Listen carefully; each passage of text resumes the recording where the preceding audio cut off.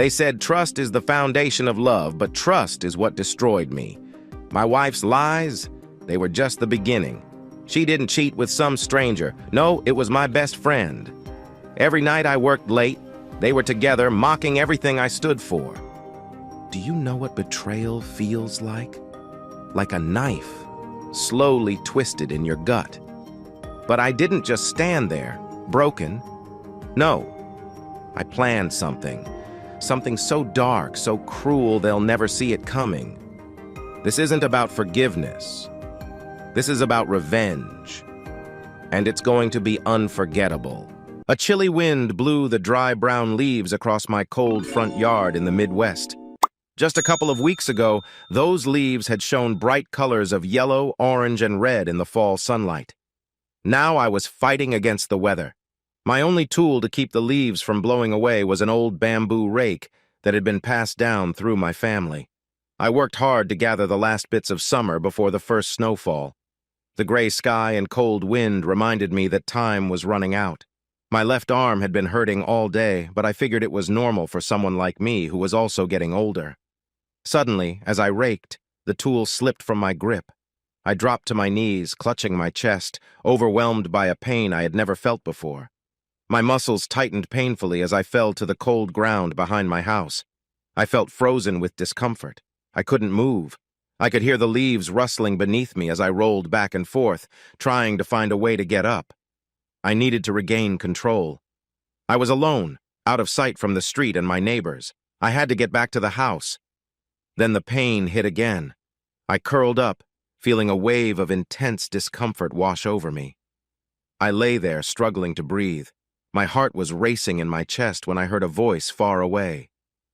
"I love you," it said softly, like a gentle breeze. There was something familiar about it. It felt almost like a dream, yet so real. No, not a dream, a memory. I heard it again.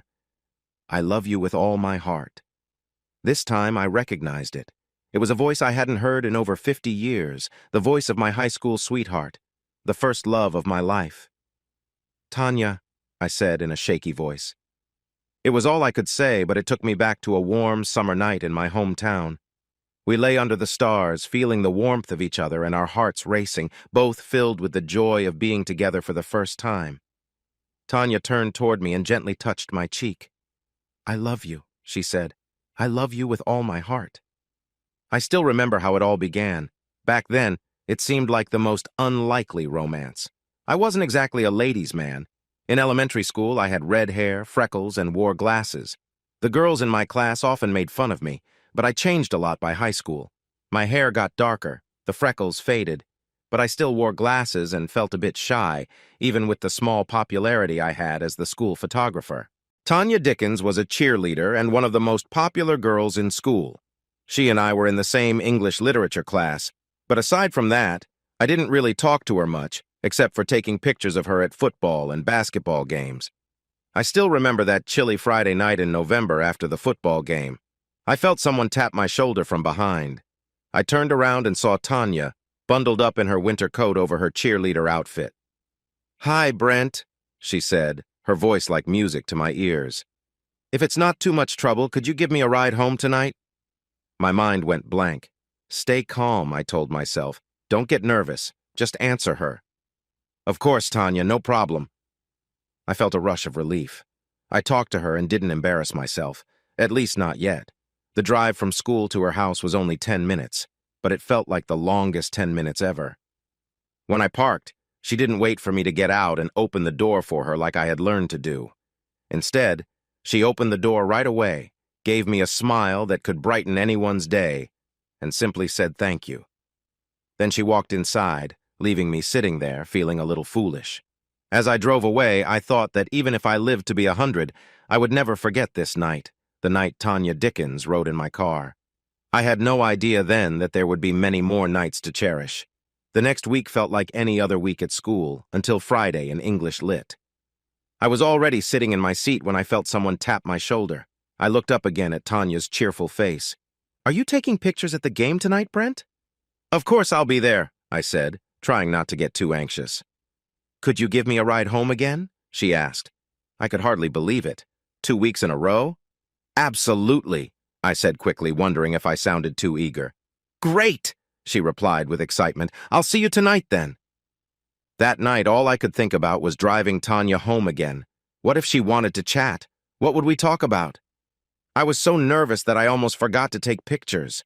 I didn't have a single good photo for the school newspaper until late in the fourth quarter. Luckily, I was in the right spot when I captured a fantastic shot of the winning touchdown. Nice shot, kid, I heard from my left.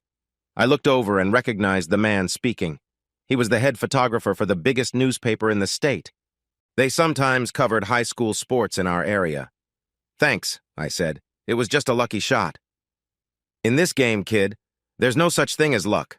Sports photography needs a sharp eye and quick timing. You just showed both. Are you a senior? He asked. Yes, sir. The tall man came closer, pulled out his wallet, and took out a business card. He held it out to me. You've got talent, kid. If you're interested in learning about the newspaper after graduation, give me a call. He smiled and walked toward the parking lot. What a night this was turning out to be, I thought. Just then, Tanya came running up and grabbed my arm. She was so excited about our big win. Hey, she said, still holding on to me. A bunch of kids are going to the restaurant in town. Do you think we could join them, or do you need to go home right away? Everything was happening so fast. Whose life was I really living? It didn't feel like my own. Just last week, Tanya was in my car, and now she was talking about a date? Well, maybe not exactly a date, but it sure felt like it. Sure, Tanya. Just then, a couple more popular kids from school came over. So, are you two going to meet us there? Asked Judy, another cheerleader. Yeah, Brent and I are on our way now, Tanya answered. When we arrived at the restaurant, they joined several tables together for us. I sat next to Tanya and found myself chatting with some of the cool kids, almost feeling like I fit in. Our food had just arrived when two more classmates walked in, Pete and Daryl, the stars of the game that night. Pete was the quarterback who led the team to victory, and Daryl was the tight end who made the amazing catch. Hey, Brent, Daryl called out as if we were friends. Did you catch that moment when I caught the pass? I was surprised he even knew my name. Yes, I got it, I replied. I took the shot right as you reached for the ball. Great, he said happily. I'll probably be in the paper. I didn't think the night could get any better until we were back at Tanya's driveway. This time, I was prepared. Hold on a second, I said, as I stepped out of the car and walked to the passenger side. She smiled and got out as I opened the door for her. In that moment, it felt like everything was perfect. Thanks, she said. I really enjoyed tonight. Then she stood on her tiptoes and gave me a quick kiss on the cheek. I hardly remember the drive home after that. The next weekend was even more exciting. Our team won again, securing their place in the sectionals. Tanya was so thrilled that she hugged me and jumped around, giving me quick pecks on the cheek. Having Tanya so close made me feel a bit shy but happy. I felt really embarrassed when I noticed my body reacting unexpectedly. A few times, Tanya's cheerful outfit brushed against me, and I didn't know how to handle it. I felt my face getting warm, and I heard Tanya laugh a couple of times. I wasn't sure if she knew how I felt, or if she was just happy about the game. Either way, I decided not to bring it up. Later that night, more kids came to the restaurant to celebrate the win. In addition to discussing the game, everyone was excited about my photo of last week's winning play. I felt like I was in a different world when some kids came up to me, praising my photography skills. Then, on Tuesday, my old friend Jim from grade school came over while I was getting books from my locker. I could tell from his face that he wanted to talk about something important. Hey, Jim, what's going on? I asked. He looked at me for a moment before he spoke. Are you really seeing Tanya Dickens? He asked, his voice showing he couldn't believe what he was asking. Where did you hear that? I replied.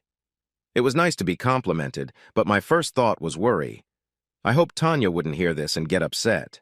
It was fine to drive her home and hang out with friends after games, but if she heard someone say dating, she might think I started the rumor and be really mad. It's all over school, Jim said, still looking confused. Is it true? Are you really going out with Tanya? No, Jim, that's not true. Her house is along my route home, so I've been giving her a ride after the games, that's all. You don't really think she'd go out with me, do you? I saw the look on Jim's face. He seemed happy. I'm not sure why.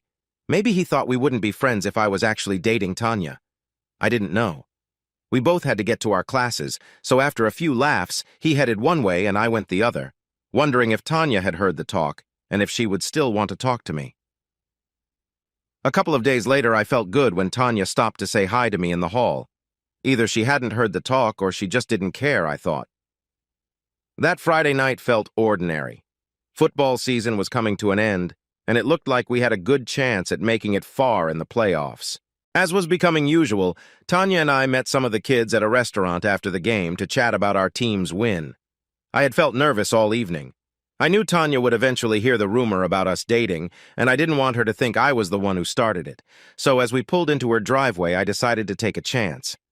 "Tanya," I said, feeling uneasy, "I heard there's a rumor at school about us dating, and I just wanted to say that I didn't start it, that's all." I saw her smile fade, and I worried that I had messed things up. It seemed she hadn't even heard the rumor until I mentioned it. "Are you ashamed of dating me?" she asked. This confused me even more. I didn't have a sister and had no experience with girls. I couldn't tell if she was joking or being serious. My dad had always said, "Sincerity is what women rely on when nothing else works." I didn't know how to respond. Then, without really thinking, the words just came out. "No way, Tanya. Are you serious? I really like you." As soon as the words left my mouth, I wished I could take them back, but it was too late.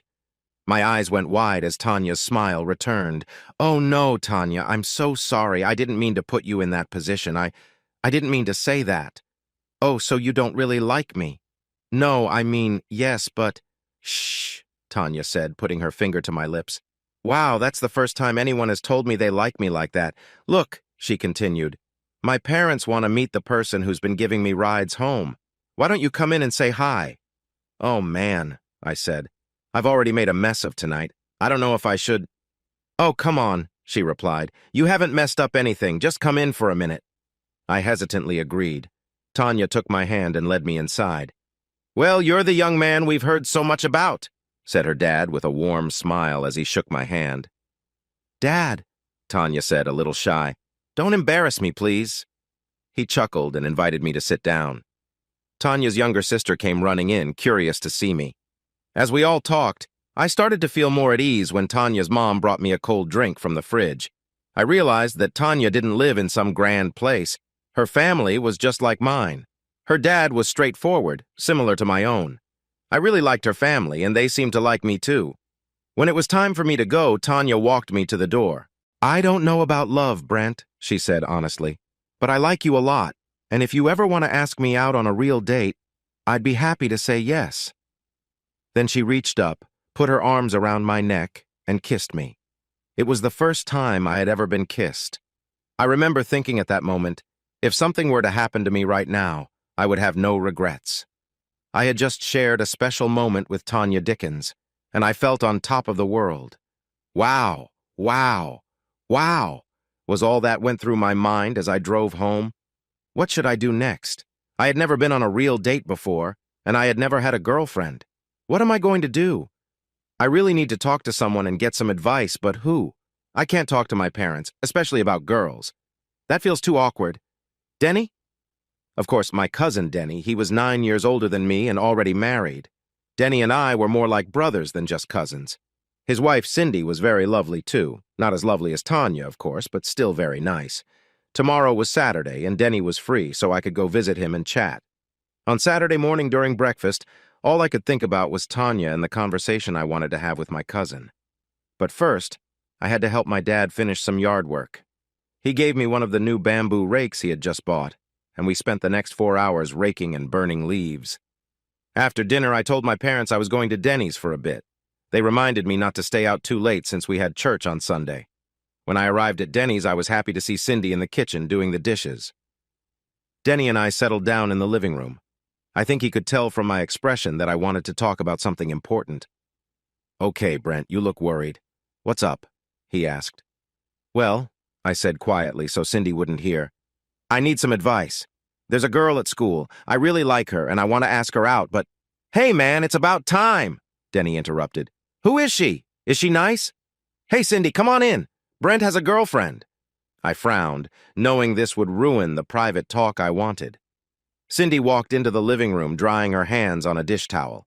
She had a big smile, and when she sat next to me on the couch, I could feel the awkwardness coming. "Brent, that's awesome," Cindy said. "Do we know her?" "No, not really. Her name is Tanya Dickens. She's a cheerleader at school." "A cheerleader!" Denny exclaimed, sounding surprised. He leaned forward, resting his elbows on his knees, eager to hear more. "I think that's great," Cindy said.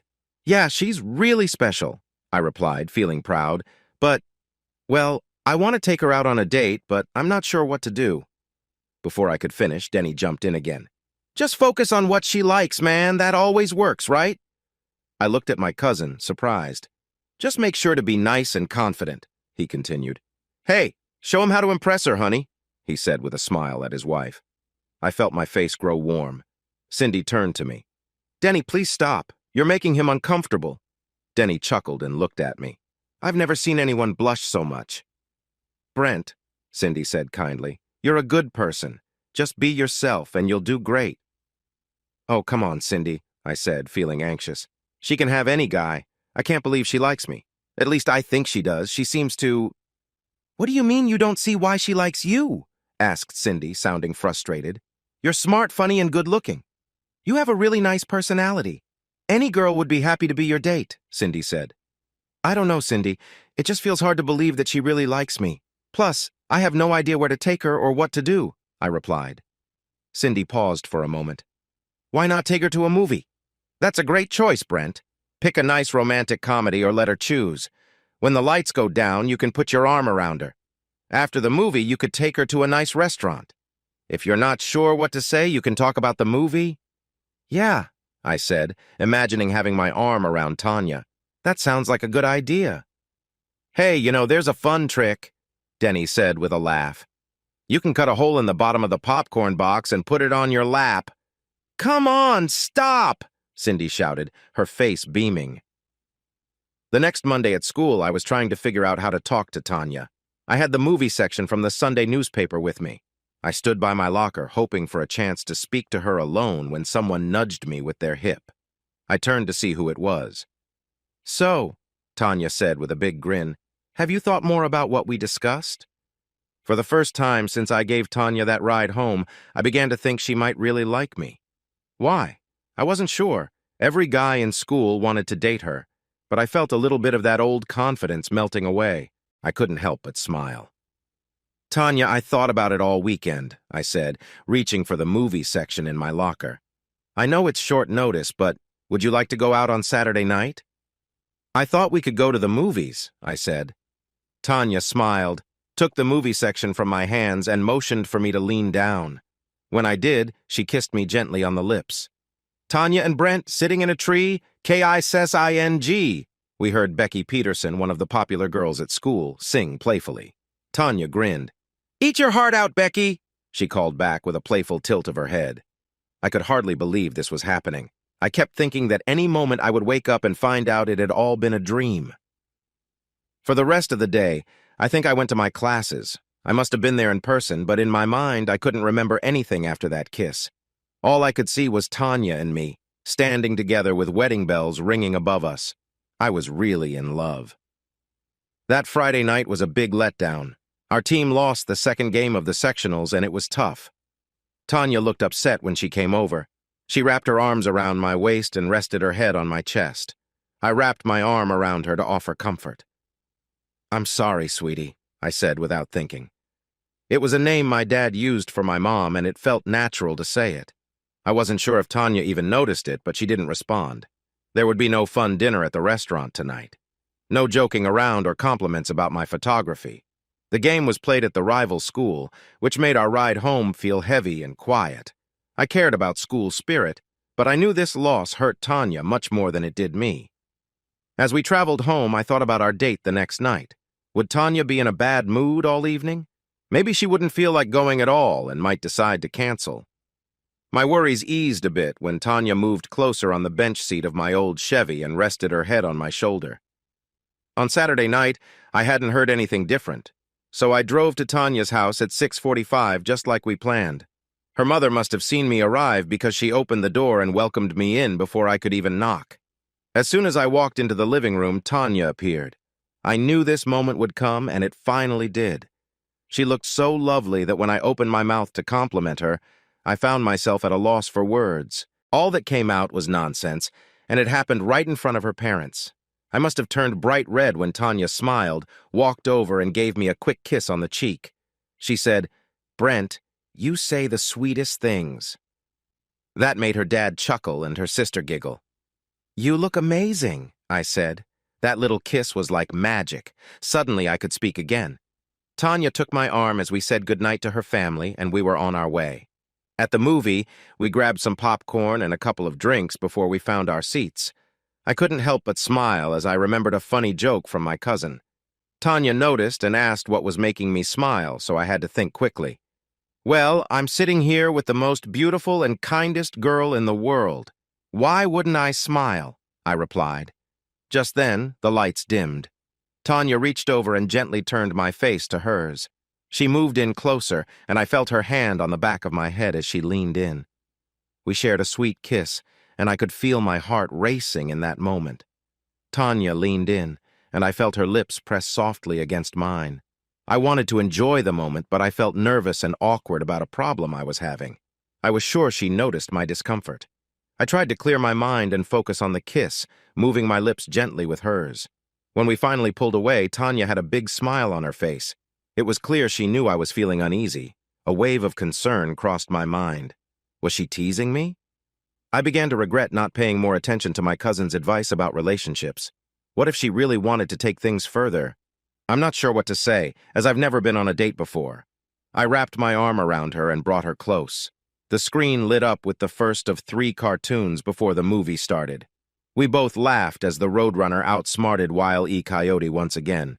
Sometimes Tanya would take her hand away for popcorn or a drink, but she always returned it. By the end of the movie, I was starting to feel more at ease. The rest of the evening went well, too. I was beginning to believe that Tanya, one of the prettiest and most popular girls in school, really liked me. I felt more relaxed and let my true self shine. I had always been the class clown, making people laugh, but I had been too shy to show that side of me around Tanya until that night. We talked and laughed all night long.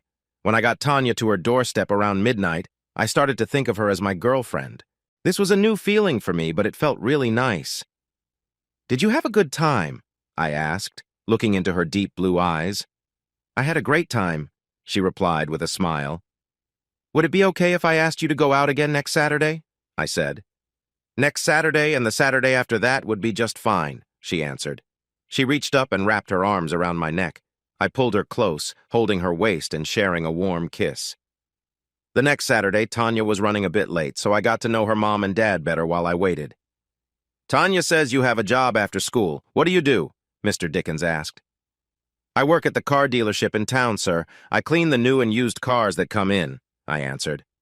"I work every night except Fridays until 9 o'clock, and I work on Saturdays from 8 to 3. "I understand," he replied, sounding somewhat impressed. "When do you manage to do your homework?" "I do it when I get home from work. That's the only time I have," I explained. "Did your dad buy that car outside for you?" he asked. "No, sir. You don't know my dad. He thinks people should earn what they have. I had to pay for the car all at once, and I also had to pay for a whole year's insurance. I had been saving for the last 2 years to buy a car, and last summer I worked 2 jobs to cover the insurance costs," I said with a smile. In my sophomore year, I was determined to have my own car by senior year. I worked hard to make it happen, and I felt proud of what I had achieved. I could tell my dad was proud of me, too, even though he never said it out loud.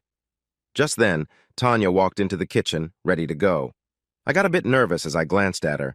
I had no doubt in my mind. I was dating the most beautiful girl in the world. "Tanya, you look amazing," I said. "Thank you, Brent," she replied with a big smile. We said our goodbyes to her parents and headed out to the movies again. As I drove, I realized that I would need to think of new places to take her if we were going to keep this going. This time the movie was a comedy, and we both laughed so hard we cried. I had my arm around her back as we walked from the theater to the car. I was ready to head to our usual restaurant when Tanya said she wanted to show me something. We drove a couple of miles out of town and turned onto a dirt road. "Where are we, Tanya?" I asked.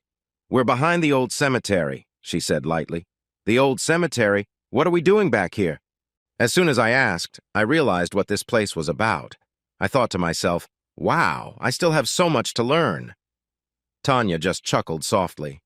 Brent looked at Tanya, knowing they had been seeing each other for a few months now. He thought he had shown her that he really liked her, but she had never tried to get closer to him. "You're not gay, are you?" she asked. That question made him nervous. It felt like he was stepping into unknown territory every week. He wasn't sure how to behave around girls, but he was eager to learn. "No, Tanya, I'm not gay. Honestly, I'm still surprised that you like me at all. In the past few months, it felt like I was living in a wonderful dream, and I was scared to say or do anything that might change it." She smiled again and turned her body, gently moving her leg over my lap to sit closer to me. She was facing me with her arms around my shoulders, and she leaned in to kiss me. I wrapped my arms around her, not wanting to let go. We shared a sweet kiss for a few minutes until she shifted, and I could tell she was getting uncomfortable. When she moved back to sit beside me, I felt a bit flustered and uneasy. Tanya looked at me with a playful smile. "I see you like me too," she said. She reached toward me, and I quickly grabbed her hand. "I want to know how you feel," she said softly. I hesitated, but let her touch my knee with her hand. Her words caught me off guard. "I've been thinking about this," she added, leaning in for another kiss. I had never felt so nervous in my life. Here was the girl of my dreams, the one I cared about deeply, wanting to be close to me, and I wasn't sure what to do next. It was time to visit my cousin Denny again, but this time we needed to have a more serious conversation.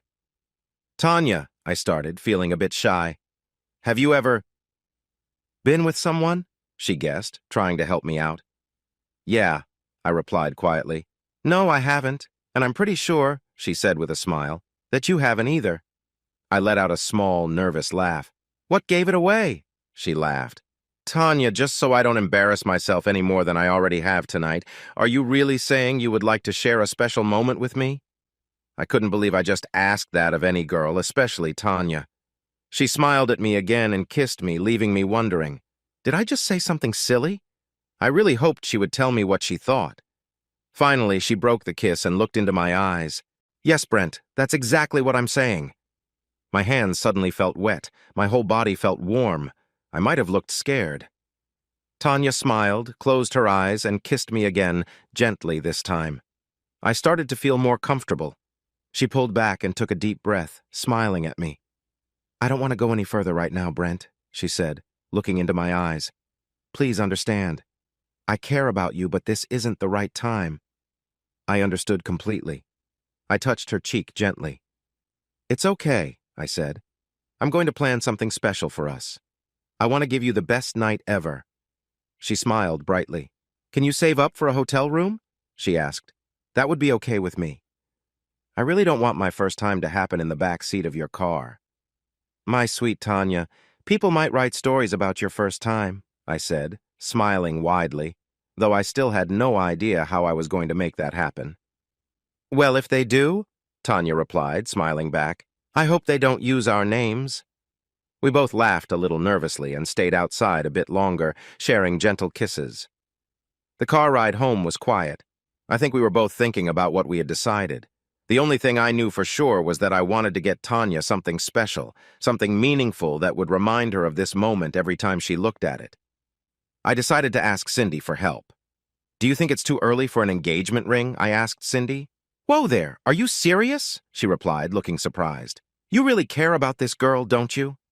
"Cindy, I love her with all my heart," I said. She looked into my eyes and saw how genuine I was.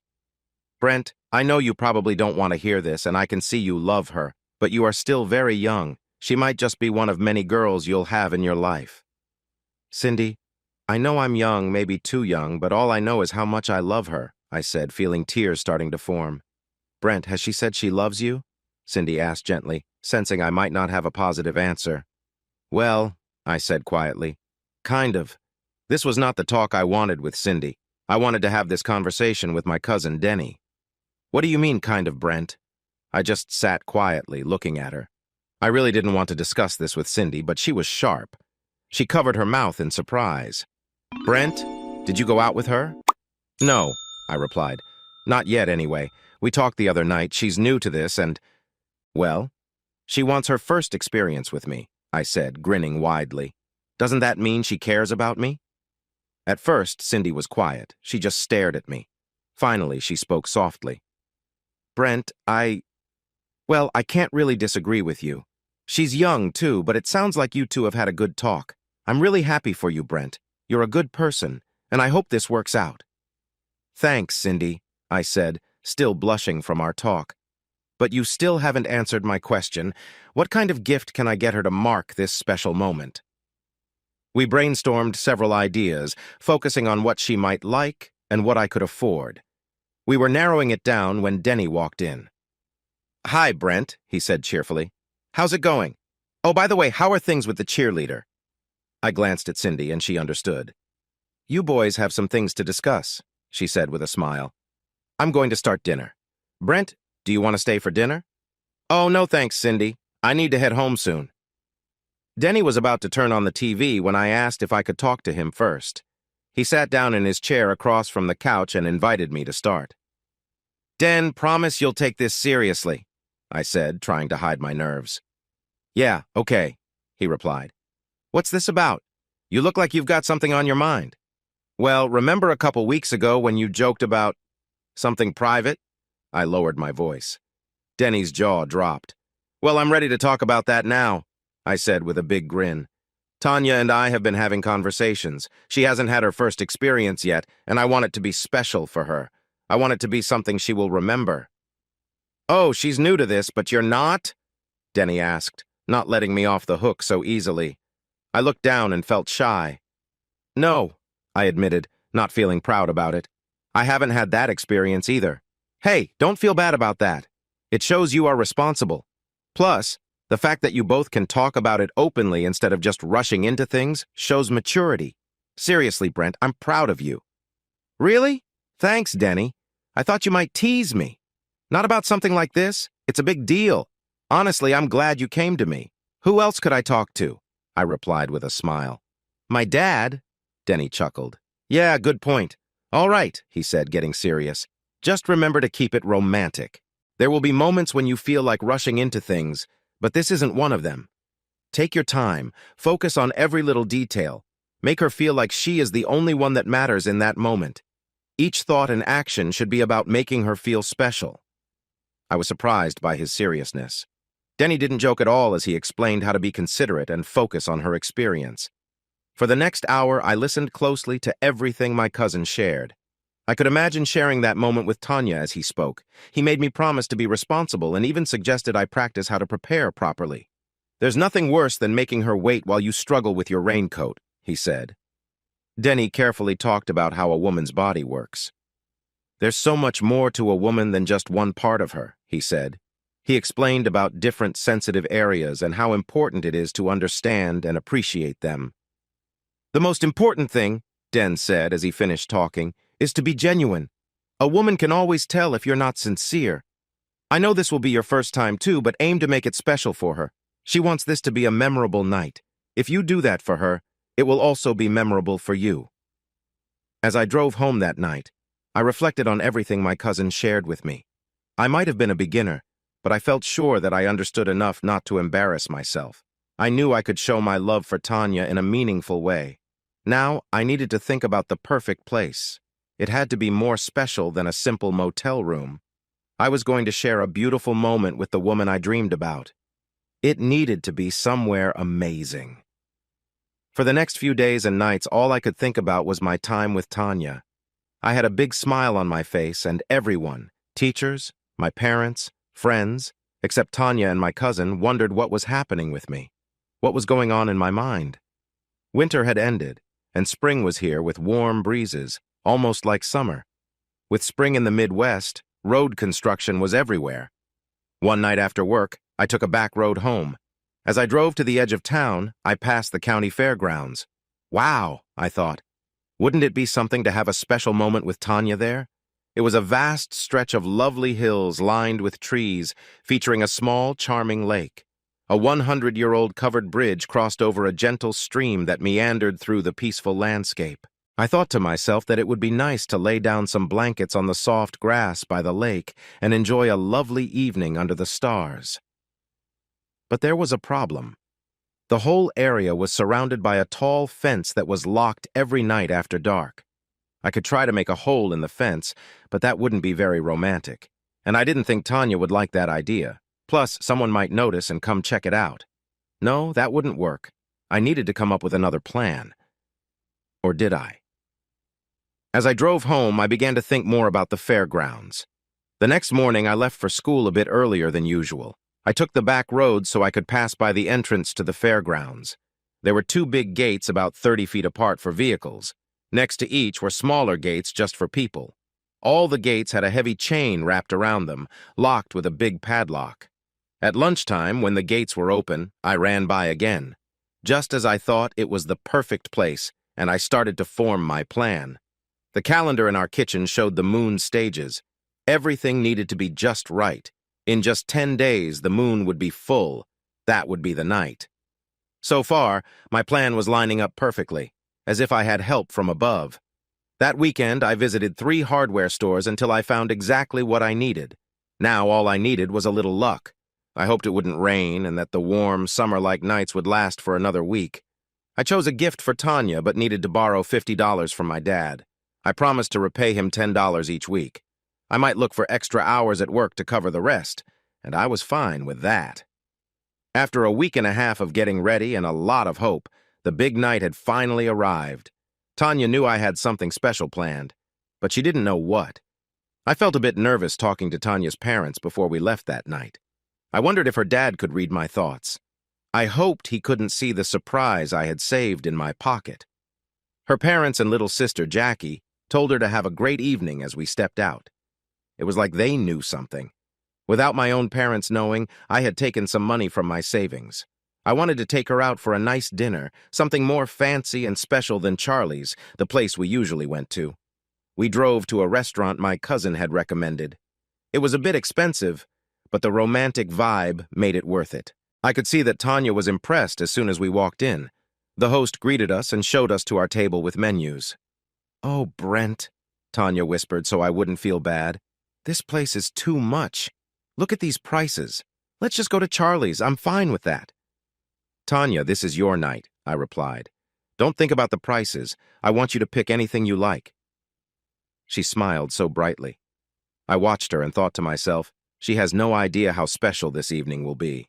If everything goes well, she will remember this night forever. As my cousin promised, the restaurant was perfect. The food was great, and the atmosphere was just what I wanted for the rest of the evening. I took my time driving back to town, making sure the fairgrounds were clear. There wasn't a good spot to park near the entrance after dark, so we ended up parking about 4 blocks away. Tanya looked at me as I opened the car door. "What are you doing? Where are we going?" she asked. "Why are we parking here?"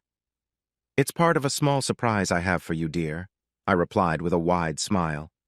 I walked over and opened the door for her, then went to the trunk and lifted it open.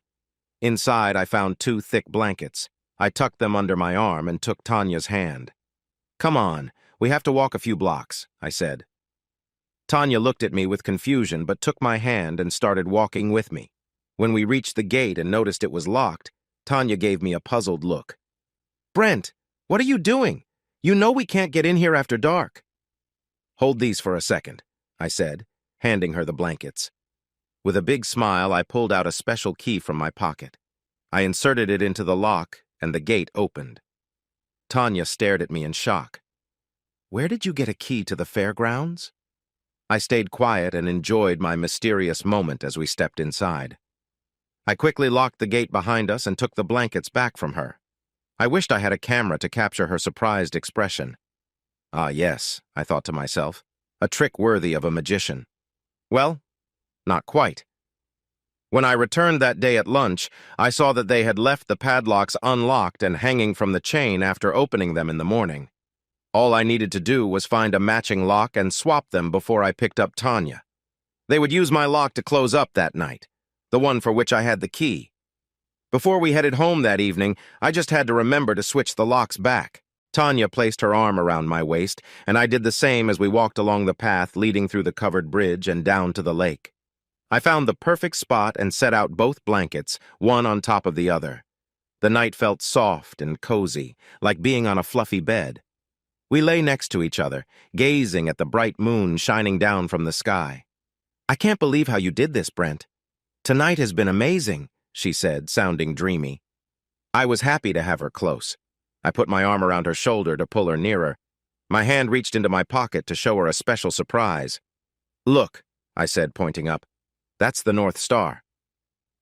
As Tanya looked where I was pointing, I took out a thin gold chain and let the pendant fall into her view. It was her gift, a gold heart with a tiny diamond in the center. She gasped and reached out for it.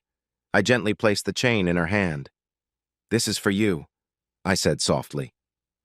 After a moment, she found her voice again. "Oh, Brent, it's the most beautiful thing I've ever seen," she exclaimed. I smiled and whispered, "I knew this was the right gift because you are the most beautiful person I know." She turned and hugged me tightly, giving me a warm kiss. Our lips met for a moment, and then I gently turned her over, kissing her cheek softly as I slowly started to unfasten the buttons of her shirt. When she noticed what I was doing, she pulled back a little and looked at me. "Here? Now?" she asked, surprised. "Right here, right now," I replied softly. "Oh, Brent," she said, pulling me close. I remembered the importance of keeping it special and sweet. I stood up and took her hand, helping her to her feet. She closed her eyes as I stepped behind her, carefully unfastening her shirt.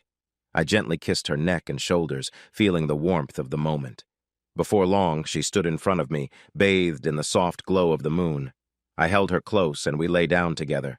She looked up at me as I quietly removed my clothes, smiling softly. With gentle hands and tender touches, I explored her body, feeling the connection between us grow deeper. She let out soft sounds, her body reacting to the closeness we shared. Her hands held me close, and I could sense her emotions rising one after the other. Listening to my instincts, I knew it was time to continue. I carefully prepared, then slowly guided us into a deeper, more meaningful connection. Her eyes met mine, and with a gentle voice, she whispered that she was ready. I kissed her softly, moving with care, as we both embraced the moment. I paused for a brief moment, noticing her soft words, but this time they carried a different tone, one of comfort. I carefully moved forward, taking my time. "Yes," she whispered, her voice full of warmth and relief. Suddenly, her reaction surprised me as she let out a joyful sound, her body tensing up as emotions rushed through her. She held me close, her arms wrapped tightly around my neck as we shared the moment. "Are you all right?" I asked gently as she slowly returned to a calmer state. She bit her lower lip and nodded, still finding it hard to speak. "Have you reached the end yet?" she finally asked, catching her breath. "No, but that's okay," I replied. "Tonight is all about you." "Oh no," she insisted firmly. "Let's keep going, please. We need to share this experience together." I smiled as I gently continued. Tanya kept her eyes open this time, looking up at the starry sky while we moved together. It didn't take long for either of us to feel the excitement building. I could feel everything tightening, and I knew something special was about to happen. At that moment, I sensed Tanya's response, realizing she felt it too. It felt like our feelings burst forth in harmony. We lay together, gazing at the stars, our bodies close. "I love you," Tanya whispered softly. "I love you with all my heart." In that moment, I knew I had created a beautiful and unforgettable night for her. "I love you too, Tanya, probably more than you will ever know," I said with pride. After that night, we cherished every moment we had together. We always made time to be with each other. By graduation, everyone at school thought we were meant to get married, and I did too. I remember the summer after graduation as the best summer ever.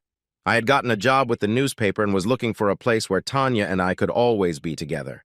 But as the summer went on, my happiness began to turn into worry. In the fall, I would start taking evening classes at a community college, while Tanya would be attending college far away. We would be apart for months, and I couldn't imagine my life without her. The night before she left, we both cried and promised to love each other always. 5 months later, I got a letter from Brent. She told me she had found a nice guy and asked me to be happy for her. "You will always have a special place in my heart," she wrote. She also wished for me to find someone special one day. A sudden wave of pain pulled me from my thoughts and brought me back to reality. I tried to lift my head, I needed to know where I was, but all I could see was the darkening sky above. I struggled to gain my strength. I had to get to the house to seek help. I fought to stay awake, but I was having a hard time breathing and felt dizzy. I do love you. I love you very much. Another voice drifted into my mind. It wasn't Tanya's. It was a voice I knew well. It was Chris, the woman I had spent 10 years with and the mother of my 2 daughters. I remembered when she first said those words to me so long ago. I could picture her clearly in my mind, resting on her elbow and looking at me after a long night together. I tried again to lift my head, but I was still too weak. I could feel my energy fading, and I knew I needed to take a moment to gather myself.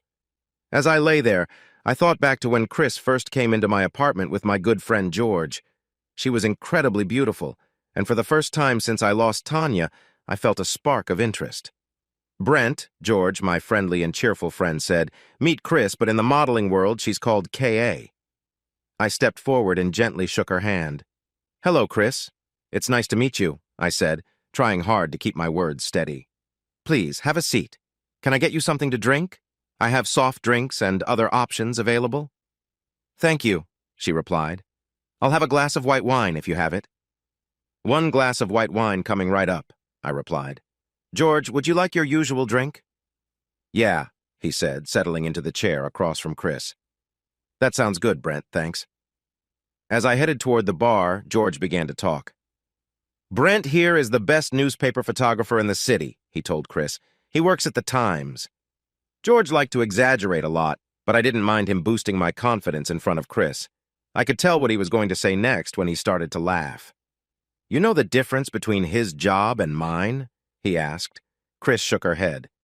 "I photograph the living people. He photographs the ones who aren't alive anymore." This was George's ongoing joke since he had accompanied me to a scene once. A local troublemaker had ended up in a difficult situation and was found in a restaurant. I took a few photos before the scene was cleared, which is why George used that line. Meanwhile, George was the lead photographer for one of the largest studios in the city. They were experts at taking pictures for catalogs and did most of the work for companies like Sears, J.C. Penney, and Montgomery Ward, as well as many others who created catalogs. George worked with lots of local models every day, so there were always people around. Most of the time, George's little joke didn't bother me, but I didn't want this beautiful woman to think of me as someone related to anything unpleasant. "Don't pay attention to him," I said to Chris. "He's just envious because I get my name in the paper every day." I handed out the drinks. "White wine for the lady," I said as Chris reached for the glass in my hand, "and bourbon for George." Before long, we were all busy chatting. Chris was really easy to talk to and had a smile that could brighten even the darkest night. As the night went on, George asked if I could give Chris a ride home. I started to wonder what George was up to. He hadn't explained why he wanted to meet, and now he wanted me to take this lovely woman to her apartment in the suburbs. At that moment, I didn't care about his reasons. I didn't want to turn down a nice offer. "I don't mind at all," I replied, looking at Chris. "Are you sure?" she asked. "I live in Wheeling, which is a good 45 minutes away." "No problem at all," I said as we all headed for the door. The first few minutes in the car were filled with light conversation until Chris turned her head toward me. "George was right about you," she said. "Right about me? I don't get it. What was he right about?" "You're a really nice guy," she said with a smile. "I haven't met many nice guys lately. My last boyfriend was unfaithful, and when I confronted him, we broke up." "He cheated on you?" "Yes," Chris replied. "I think he was seeing more than one person. I was venting to George about it, saying I didn't think there were any decent guys left in this city. He mentioned that he knew someone and asked if I wanted to meet him."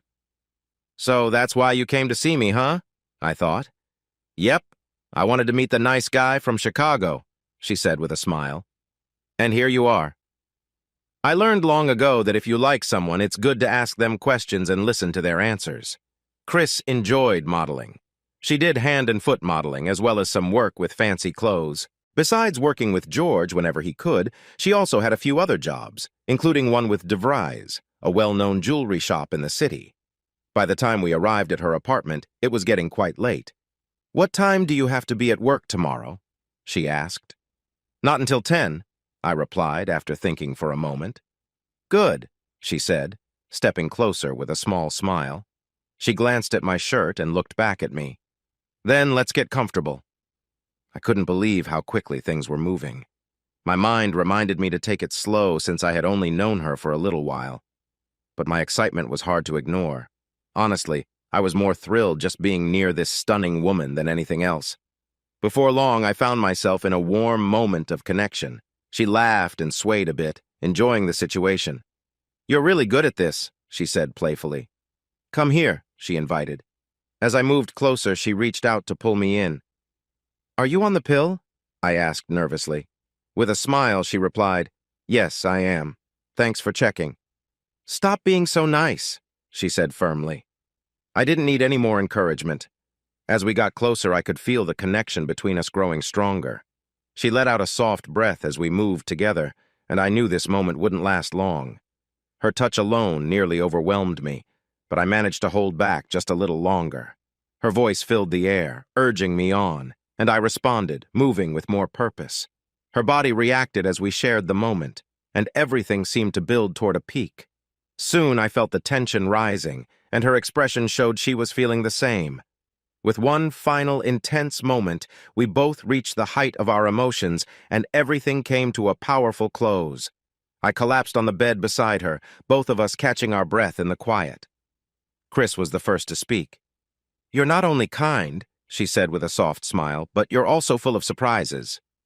"Chris," I replied, still trying to steady my breathing, "anyone who isn't moved by your beauty must not be alive, and I certainly am." She turned toward me, gently touching my lips with her finger. Smiling, she lightly brushed her thumb over my lips before kissing me. I hadn't let anyone in for a long time since Tanya. Losing her had made me afraid of opening my heart again, fearing the pain of loss. But as I looked into Chris's eyes, I realized I was about to let someone in again. There was no denying it.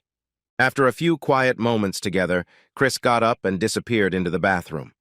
I heard the water running, and before long, she returned with a warm cloth. She gently wiped me down with care, something no one had ever done for me before. I knew in return I would do the same for her next time.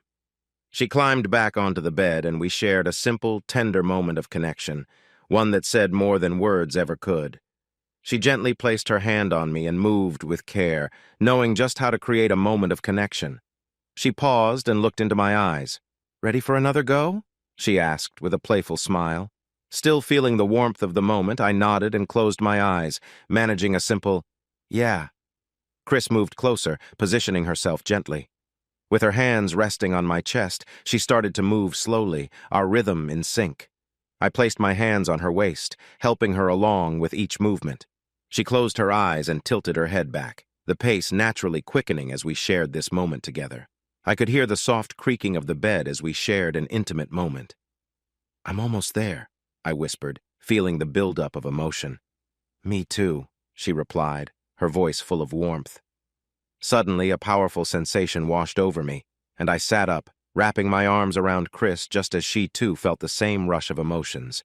We both rested side by side, smiling and laughing quietly at how exhausted we felt. "I know it's a silly question to ask," Chris said softly, "but did you enjoy it? Because I sure did." I smiled and kissed her. "I can't think of anything better." "What time do you need to leave in the morning?" she asked. "I should be out by 7, I replied. "Enough time to get home, shower, and change." "Okay, I'll set the alarm for 6, she said with a playful smile. "We'll have some time before you go." We cuddled up and drifted off to sleep. The next morning, we shared another quiet moment before I left. Chris asked if I could come back that night, and I did for many nights after. Chris and I began to spend all our free time together. We became a couple and were starting to fall in love. 6 months went by in a flash. I knew how I felt about Chris. I felt so open and exposed. I hadn't felt this way since my last relationship with Tanya. The thing was, we hadn't actually said those important 3 words to each other. Did we really need to say them, or could we just understand how we felt? I was scared to say them first. What if she didn't feel the same way? One of the great things about working at the newspaper was our changing work schedule. Every 3 months, we got a long weekend of 3 days. We would work on Friday until about 5 o'clock, then have Saturday, Sunday, and Monday off. We didn't need to return to work until 2 o'clock Tuesday afternoon. My long weekend was coming soon, and I had something special planned. I asked Chris if she had ever visited Door County, Wisconsin. I knew she hadn't because George mentioned that it was a place she always wanted to see but never had the chance. When I asked if she could clear her schedule and join me for the weekend, she was excited.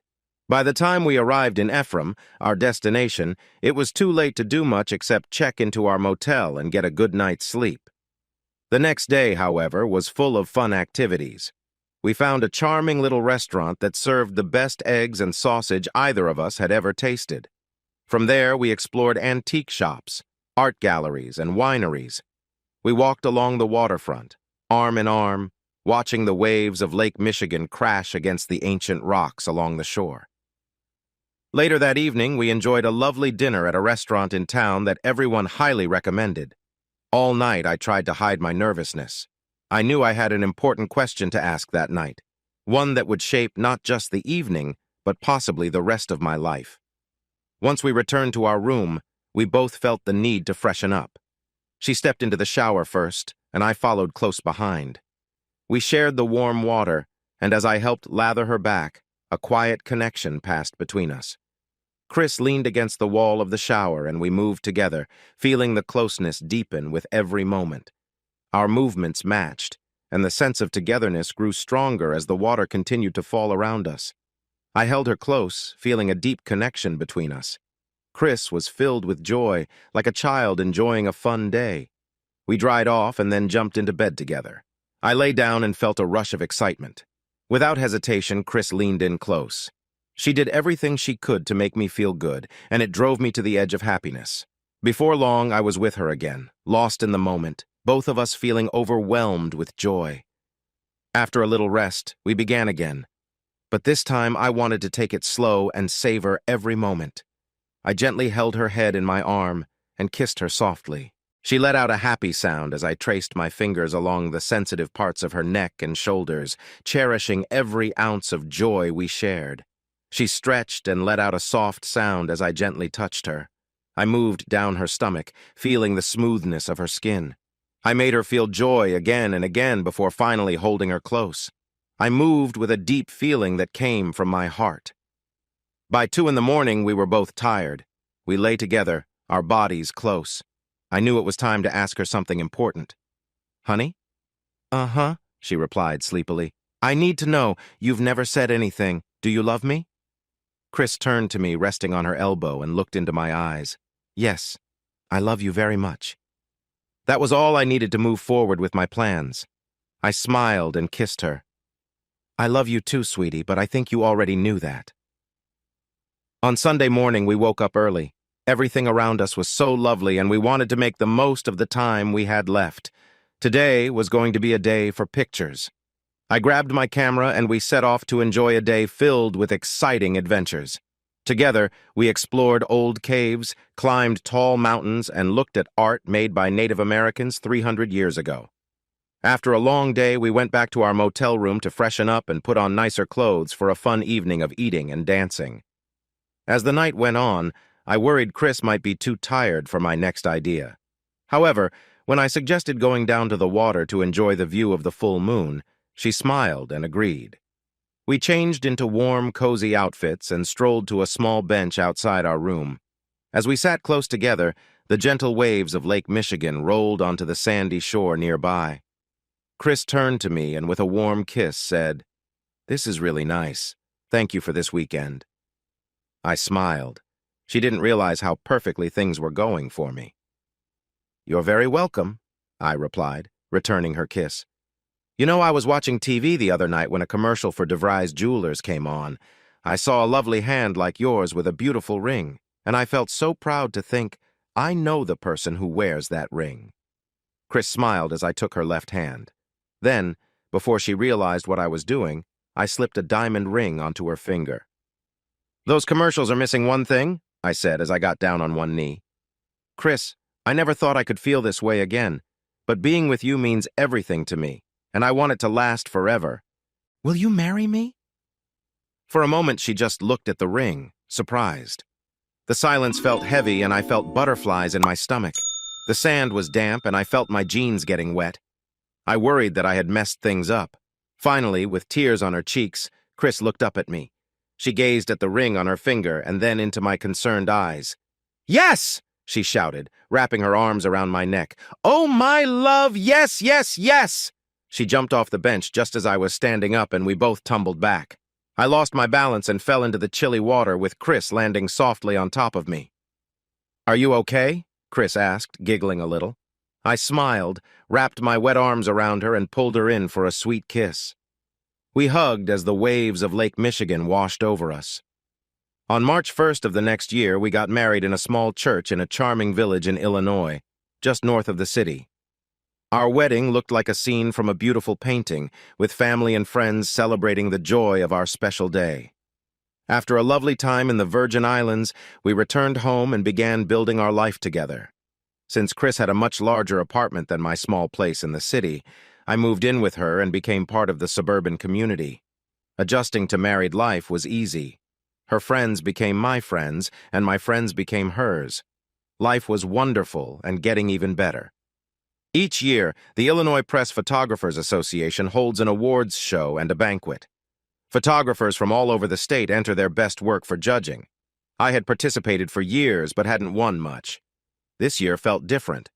Perhaps my work was better because I was in love. I ended up winning first place in 3 categories, second place in one, and third in another. I was only 2 points away from being named Photographer of the Year. Even so, winning so many awards that year led to a significant raise at the newspaper. I planned to take Chris out for dinner to celebrate, but she had a different idea. That night, she met me at the door with her usual warm welcome. Chris wrapped her arms around my neck and gave me a long kiss. "Wow," she said. "You kiss really well for an old married guy." "I'll show you just how old I am," I replied playfully. "I want to celebrate my raise by giving you a wonderful evening." She laughed. And little did I know she had her own plans in mind, but with a twist. "Sounds great to me," she said with a big smile. "But before that, I made something special for dinner." "Oh, sweetheart, I thought we could go out tonight. Somewhere nice and romantic." "No need, dear. I have everything ready here," she replied while looking into my eyes. That's when I noticed the soft light from the candles. I looked around at the cozy setting. She had put a lot of effort into making this evening special. I wondered what I did to deserve such a wonderful wife. "Are you sure dinner can't wait?" I asked with a playful smile. Chris lightly tapped my arm. "Are you serious? After I've been working hard in the kitchen all day, absolutely not. Go make yourself a drink and relax. Dinner will be ready in 10 minutes. "I must admit," I said, "something smells really good." And it was delicious. Trout almondine, just how I liked it. After a lovely candlelit dinner, Chris brought out some after-dinner wine and we settled on the couch for some relaxation. "So," Chris began, "are you feeling a bit adventurous tonight?" "Darling, I can't think of a better way to celebrate than to spend time with my beautiful wife. Honestly, I was going to take you out, but that trout was as good as anything at a restaurant. Thank you for the wonderful meal. Now how about we enjoy some time together?" "You sure know how to make a girl feel special," Chris said with a smile. "I'm happy to be close with you, but there's something I need to talk about first." I gazed into her eyes. They were so clear and bright, it seemed like I could almost understand what she was feeling. This felt important. "Of course, dear. Is something on your mind?" "No, dear, not at all. I want to be with you, but first, I want to ask if you think I should stop taking my pill. I haven't taken it today, and I'm thinking about stopping for good." I probably looked puzzled. "Dear, I want to have a child. I want to start a family." "What do you think?" There was no way to hide my happiness. My eyes filled with tears of joy. I almost spilled her wine as I hugged her and showered her with kisses. "I love you so much," I said. "No one has ever loved someone like I love you." She kissed me back with the same warmth. "I love you too, my dear. Shall we lie down and think about starting a family?" I picked her up, something I hadn't done since our honeymoon, and carried her to the bedroom. I gently laid her down and reached behind her neck to untie the string of her lovely dress. As I carefully slipped it off, I realized she had chosen not to wear anything underneath. She looked up at me with excitement as I took off my own clothes and joined her in bed. We turned to face each other and kissed. For me, being close was always something special. It was the deepest way to show my love. It was a special moment shared between two people committed to one another. It represented my promise to love and cherish her forever. That night, my heart felt so proud and full. I already felt like a father as I hoped for our future together. Almost 3 months passed before Chris visited the doctor. Before cell phones, if you wanted to reach someone on the go, like a newspaper photographer, you used a beeper. When mine went off and I saw our doctor's number, I quickly pulled over and used a payphone to call. The receptionist answered. Then I heard her call for Chris and tell her I was on the line. "Honey," Chris said with excitement, "you're going to be a father." My heart raced with joy. I was so surprised I could hardly speak. I just stood there with the phone to my ear. "Hi, are you there? Did you hear me? You're going to be a daddy." Yeah, I heard you. I just can't talk right now. I can't believe it. I'm really going to be a dad. You're going to be a mom, and we're going to be a family. Oh my gosh." I felt tears forming in my eyes. "I love you so much." I was feeling very emotional, and Chris could hear it on the line. "I love you too," she replied. "You're going to be a wonderful dad, just like you are a great husband. Listen, I have a couple more tasks to finish, and then I'll be done for the day. I'll see if they can let me leave a bit early. How about a nice dinner tonight? I still owe you one. You pick the place, anywhere you want." "My love, you're on the same page as me. How about that little Italian restaurant on Sheridan Road by the lake?" "I'll make the reservations as soon as I get back to the office," I said. We said our happy goodbyes, and I stopped by for some cigars on my way. Later that night, we enjoyed a lovely Italian dinner. We held hands across the candle-lit table and shared gentle smiles. After dinner, we sipped some wine and watched as a big yellow moon rose over Lake Michigan. Our waiter asked if we were newlyweds. I said no, but I felt so proud as I shared the news that we were going to be parents for the first time. He congratulated us and then surprised us a few minutes later with a special dessert, Cherry's Jubilee, on the house. 9 months later, after walking back and forth in the waiting room for more than 4 hours, a nurse came in and announced that my daughter was born. She led me into the recovery room to see Chris and our new little one. Chris's hair was messy from the hard work, and I could see she was very tired. She wore no makeup and was in a hospital gown, but she looked more beautiful than ever. She lay with our baby in her arms, a big smile lighting up her face. "Hi, sweetheart," she said softly. "We did well." "Yes, we did. She's beautiful, just like her mother." "Would you like to hold your daughter?" the nurse asked with a warm smile. "Can I?" I replied. The nurse carefully lifted little Brea and placed her in my arms. My heart filled with joy and my eyes became misty with happy tears. I had never felt such happiness. It seemed contagious because my wife and the nurse were also shedding tears of joy. Our apartment was big enough for the 3 of us, so we didn't need to rush into buying a house. That changed a 1.5 years later when Brea's sister arrived. We became a family of 4, and I felt incredibly lucky. Still, the space was becoming tight. A few months after Catherine, our second child, was born, we began our search for a new home. As soon as we started our search, we understood it wouldn't be easy to find a home that was big enough for our growing family and still fit our budget.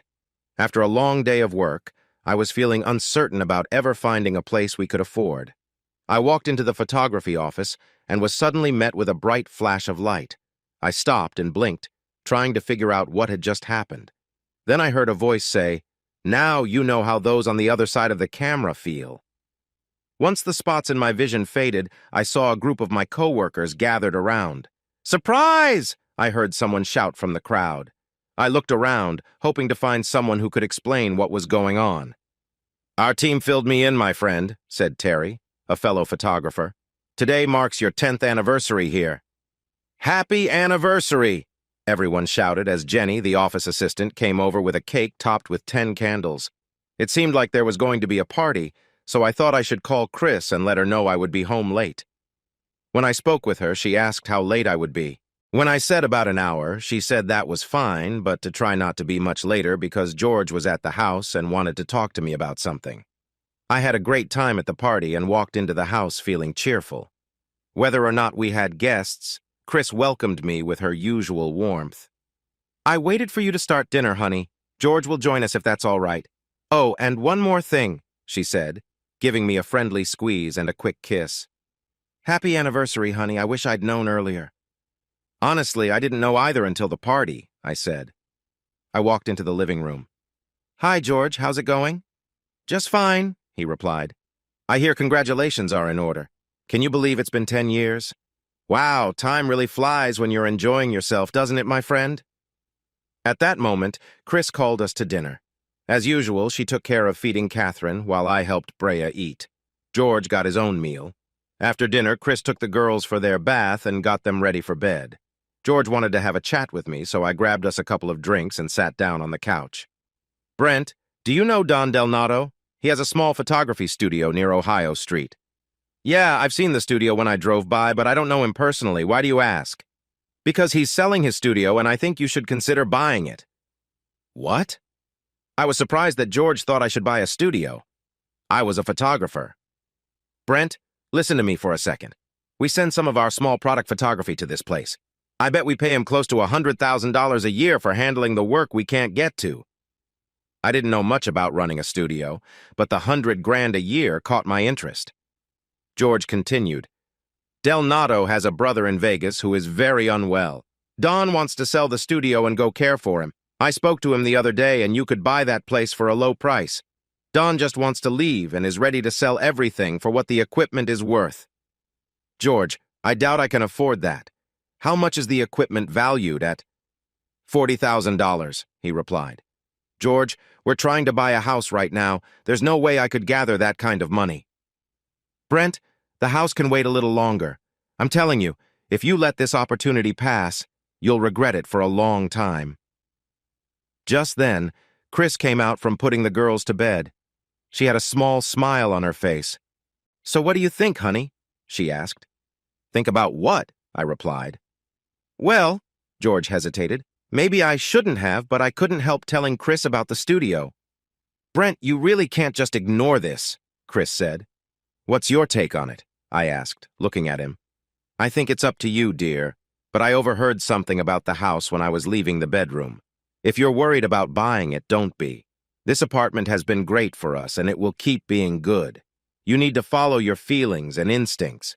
Remember, whatever choice you make, I will support you fully. I believe in you. I believe you can achieve anything you want, so whatever you choose, you will have our family's love and support all the way." Wow, I thought as I listened in surprise to Chris. Could this really happen? After 10 years of driving around the city at all hours, sometimes going into risky areas at night for work, it would be nice to have regular hours and work from one place for a change. I glanced at George, who was smiling at me. Then I looked back at Chris, who sat down next to me and put her arm around my shoulder. It made me realize how quickly things could change. I was 28 years old. I had only ever worked in press photography, and now I was thinking about starting a new career. It was a bit frightening, but with George's support and my wife's encouragement, I felt hopeful.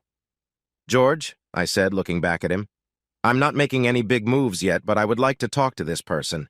I need to ensure that any lease agreement they have is solid, and I want to know how long it lasts. I also need to be sure that I won't end up with a lot of debt. All unpaid bills need to be settled before I can take the keys." "Brent, my friend," George said, putting his hand on my knee as he stood up. "I'll arrange a meeting for you with Don. He's a great guy. I've worked with him for years. I believe you'll find it easy to agree with him. He's very trustworthy. I'll give you a call on Monday or Tuesday. You can meet at the studio and check it out while you're there." After saying goodbye to George, Chris and I settled onto the couch, holding each other close. Chris understood that I had a lot on my mind. "You know what you need," she said. "I know what I'd like to do," I replied with a smile. I didn't have to explain further. Chris understood my thoughts. "First," she said, "you need to relax in a nice warm bath. I'll be here to help you unwind. After your bath, you can lie down on the bed and I'll give you a massage. I'll work on those tense muscles of yours until you feel calm and loose. Then we can enjoy a serene evening together. How does that sound?" "Sounds great. When do we start?" I asked with excitement.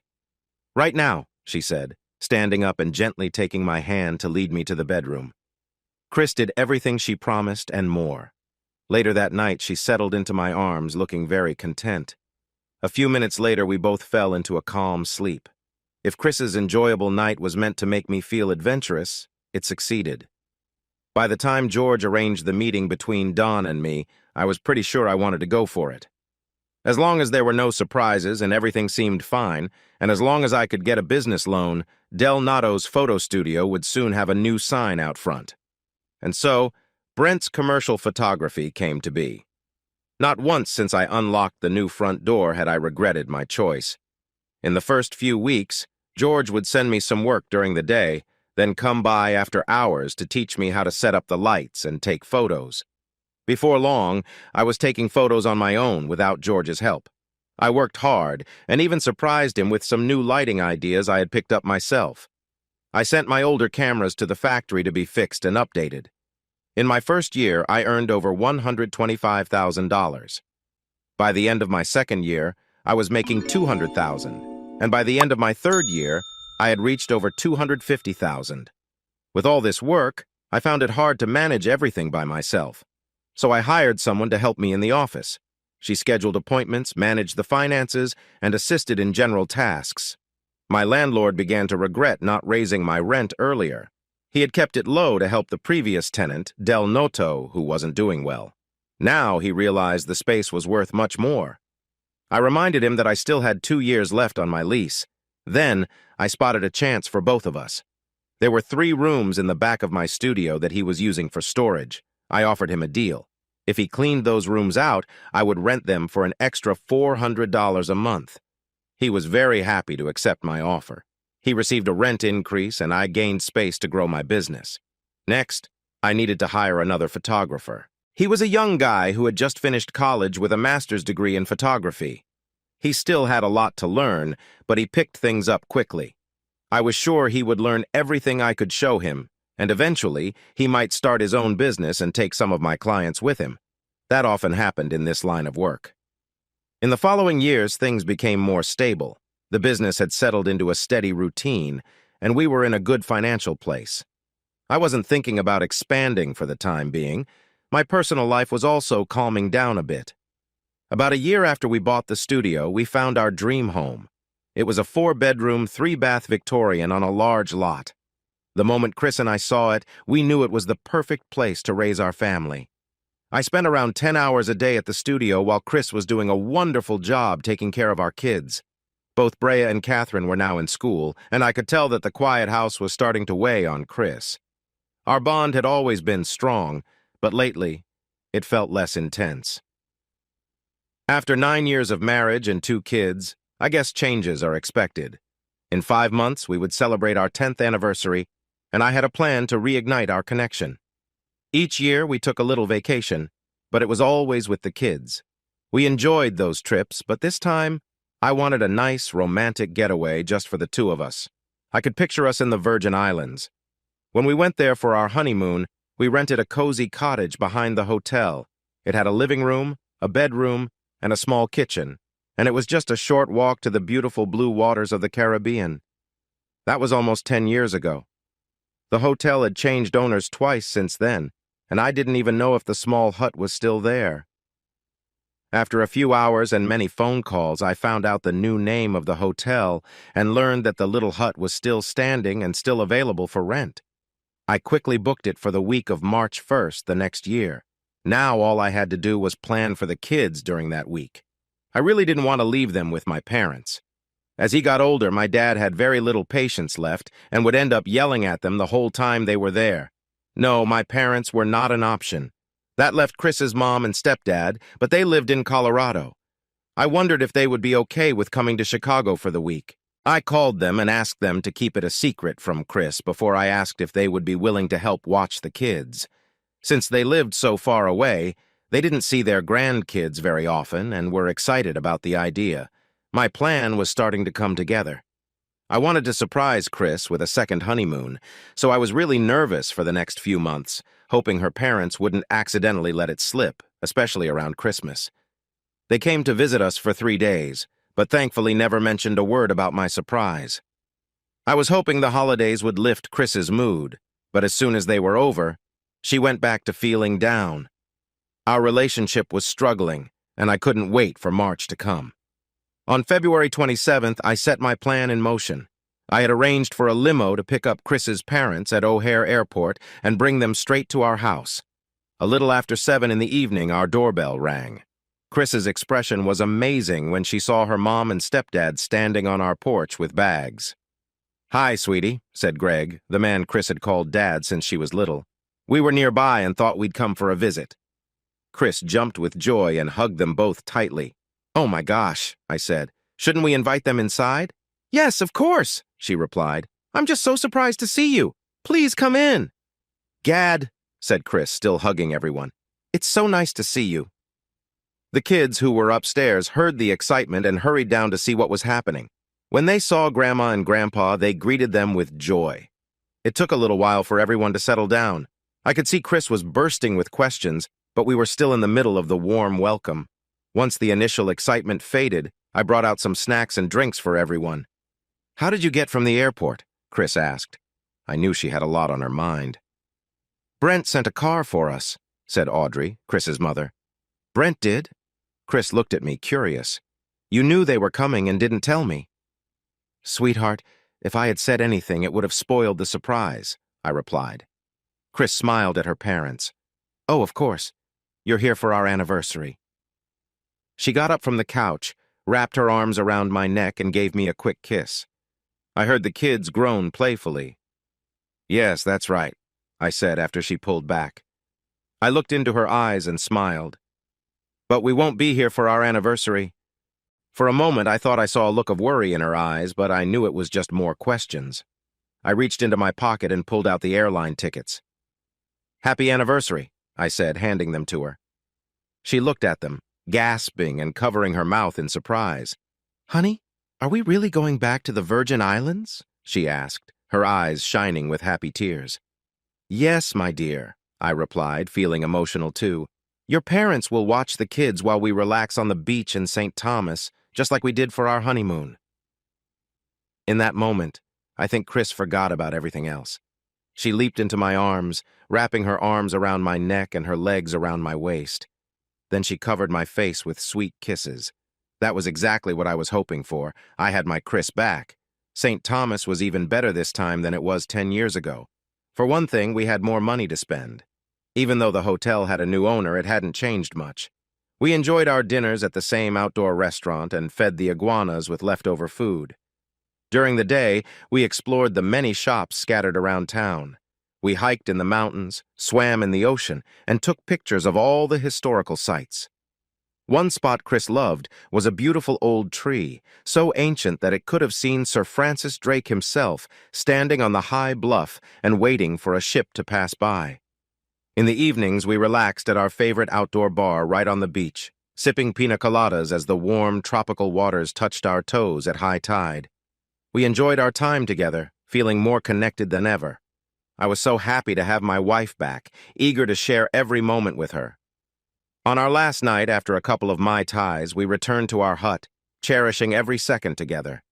Before I took off my own clothes, I gently helped Chris remove hers, slowly unbuttoning each button and unzipping every zipper. Once we were lying down, my wife and I faced each other and looked into each other's eyes. For a moment, I thought I noticed a strange look on her face, maybe even a hint of worry, but I quickly dismissed the thought. What could Chris possibly feel worried about? She closed her eyes as I softly kissed her in those special places that made her smile. I knew I wouldn't be able to speak much the next day, but that didn't matter. I was focused on bringing Chris joy again and again with my special abilities. Several times that night, I felt a little discomfort, but it was nothing to worry about thanks to Chris. We felt like kids, enjoying each other's company. We didn't care about the time, we only cared about our connection. When we finally relaxed, we lay in each other's arms and shared gentle kisses to say goodnight. A little while later, we both laughed as sunlight streamed in through the bedroom window. It was time to wake up. As Chris watched the island get smaller from her window seat, she squeezed my hand and a tear ran down her cheek. "We'll come back," I said to lift her spirits, "and it won't take us another 10 years. It's true what they say about traveling. No matter how wonderful the trip, it always feels good to be home." We felt that when we pulled into our driveway. The kids noticed we were back first and rushed out to greet us with hugs and kisses. The grandparents were just inside the door, smiling widely. It seemed everyone had a great week. Once we got inside, we enjoyed another round of warm welcomes and hugs.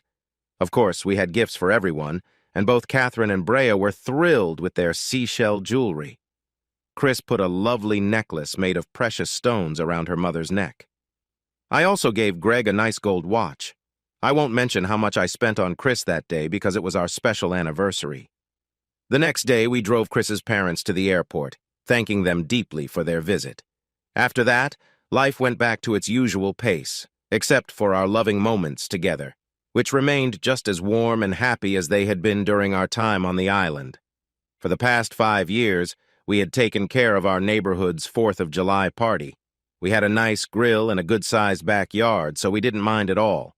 Chris really enjoyed sending out the invitations and always had some fun idea. I remember one day in late April when I came home a bit early. Chris was cooking with her back to the door and didn't hear me come in. Her laptop was open on the kitchen table with the list of people she planned to invite to the party. I quietly looked at the names. "You forgot Rita and Jerry," I said. Chris jumped, surprised. "I'm sorry, honey," I added with a chuckle. "I didn't mean to startle you." Chris was catching her breath, her hand on her heart. "You scared me, Brent. Please don't sneak up on me like that." "I'm really sorry," I said. Chris came over, smiling after her surprise, and gave me my usual hug and kiss. As she walked back to the stove, she casually closed her laptop. "You forgot Jerry and Rita Anderson," I reminded her. "You can't forget Jerry. He's the life of the party." I noticed a bit of worry in Chris's voice. "They can't come this year," she said. "They're going away that weekend." I genuinely felt bad to hear that. Jerry was Chris's friend first, but he was also a good friend of mine and always made us laugh. "Oh, that's too bad," I replied. "Jerry always brings so much joy. Do you remember the Christmas party a few years ago? He walked around all night with mistletoe clipped to his belt. I didn't think much of it until the next month. I was at the golf course with the 3 friends I usually played with. We had all known each other for years. "Hey, did you hear about Rita and Jerry Anderson?" Gary asked. "They moved to Phoenix or somewhere like that." "What?" I replied. I knew he must be wrong. Jerry had worked at the airport for over 20 years. He really liked his job and had no plans to leave. "No way. Jerry wouldn't just quit and move. You must have heard wrong. Chris has known Jerry for 15 years. He wouldn't leave without saying goodbye to her." "I'm telling you," Gary insisted. "They're gone. I heard they were having issues. I think Jerry was seeing someone else, but I'm not sure." "Come on," I said. "Jerry cheating on Rita? No way. All I know, Brent, is that they're gone. I heard Jerry took early retirement and the house is already sold. It's all done." I still couldn't believe it. Then I remembered Chris saying they would be out of town for our party. "When did they move?" I asked. "About mid-March," Gary replied. Mid-March? It was almost the end of April when Chris and I talked about the guest list for our barbecue. She must have known they had moved by then. I wondered why she didn't just tell me instead of saying they would be out of town for our gathering. Something felt off. Was Chris keeping something from me? As far as I knew, she had never lied to me or made me doubt her. Maybe I was overthinking it, I thought as I stepped up to the 3rd tee and hit a great shot right down the middle. I didn't think about it again until the day of the party. There were about 60 people gathered at our house, including friends, family, neighbors, and all the kids. As always, I ended up taking care of the grill while Chris moved around, making sure everyone was happy. I was running low on hamburger buns, so I had to hurry inside to get some more. I opened the kitchen cabinet and was searching for more buns when I heard my wife talking with her friend Jan on the other side of the wall. "So what did Rita say to you?" I heard Jan ask. "Shh," my wife said, lowering her voice so I could barely hear her. "She told me she would be really angry if she ever saw me again." What did I just hear? Rita and Chris were friends. Why would Rita want to be so upset? This didn't make sense. I wasn't a detective, but I could tell something was wrong. I quietly took the buns and left. I needed to think. I had to find out what was happening. It didn't take long. By the time I got back to the grill, I could only think of one explanation, and I didn't like it. First, Chris had told me they would be out of town. She must have known by then that they had actually moved. Then I heard that Jerry was not being faithful to Rita, and now Chris was saying Rita was upset. It all added up. Chris and Jerry had likely been involved with each other. Suddenly, my stomach felt uneasy. I almost lost my lunch on the burgers. I called out to anyone nearby to please watch the grill while I went inside for a bit. I walked right past Chris and Jan, who were still talking in the dining room. I must have looked unwell because Chris asked if I was okay. I just mumbled and headed straight for the bathroom. Chris followed me to the door and heard me being sick. "Brent, are you okay?" she asked, concerned. "Are you okay, dear?" "I'm fine," I called from behind the door. "I just have a bit of a stomach ache. I'll be all right soon."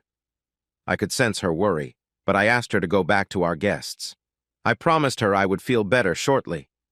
As I dealt with my discomfort and the tears that came, I lost track of how long I had been in there. Finally, I washed my face and tried to look decent again. When I came out, Chris was waiting outside the door. Just then, Jan came over too. "Is he okay?" Jan asked. "I don't know," Chris replied, looking worried as she stared at my face. "Honey, are you all right? Is your stomach bothering you?" I think I was a bit short with her. "I said I'll be fine. You should go take care of our guests," I said, my voice sharper than I intended. Chris and Jan exchanged worried looks, as if they were wondering if I knew something. "Okay, honey," Chris said, still looking anxious. She and Jan went back into the party through the kitchen. I wasn't ready to face anyone yet, so I went to our bedroom to think. I sat on the edge of the bed and buried my face in my hands. I had to be mistaken, I thought. I'm not a detective. I must be jumping to the wrong conclusion. There is no way Chris would be unfaithful to me, especially not with Jerry. He was funny, almost like a clown, but definitely not a romantic hero. No, this must be a big misunderstanding. Tonight, after everyone leaves and the kids are asleep, I'll talk to Chris. I'm sure she'll help clear this up. Once I convinced myself that I was wrong, I actually felt a little better and returned to the party. As soon as Chris saw me, she came over and put her arm around me. "Are you sure you're okay, sweetheart?" she asked again, leaning in to give me a soft kiss on the cheek.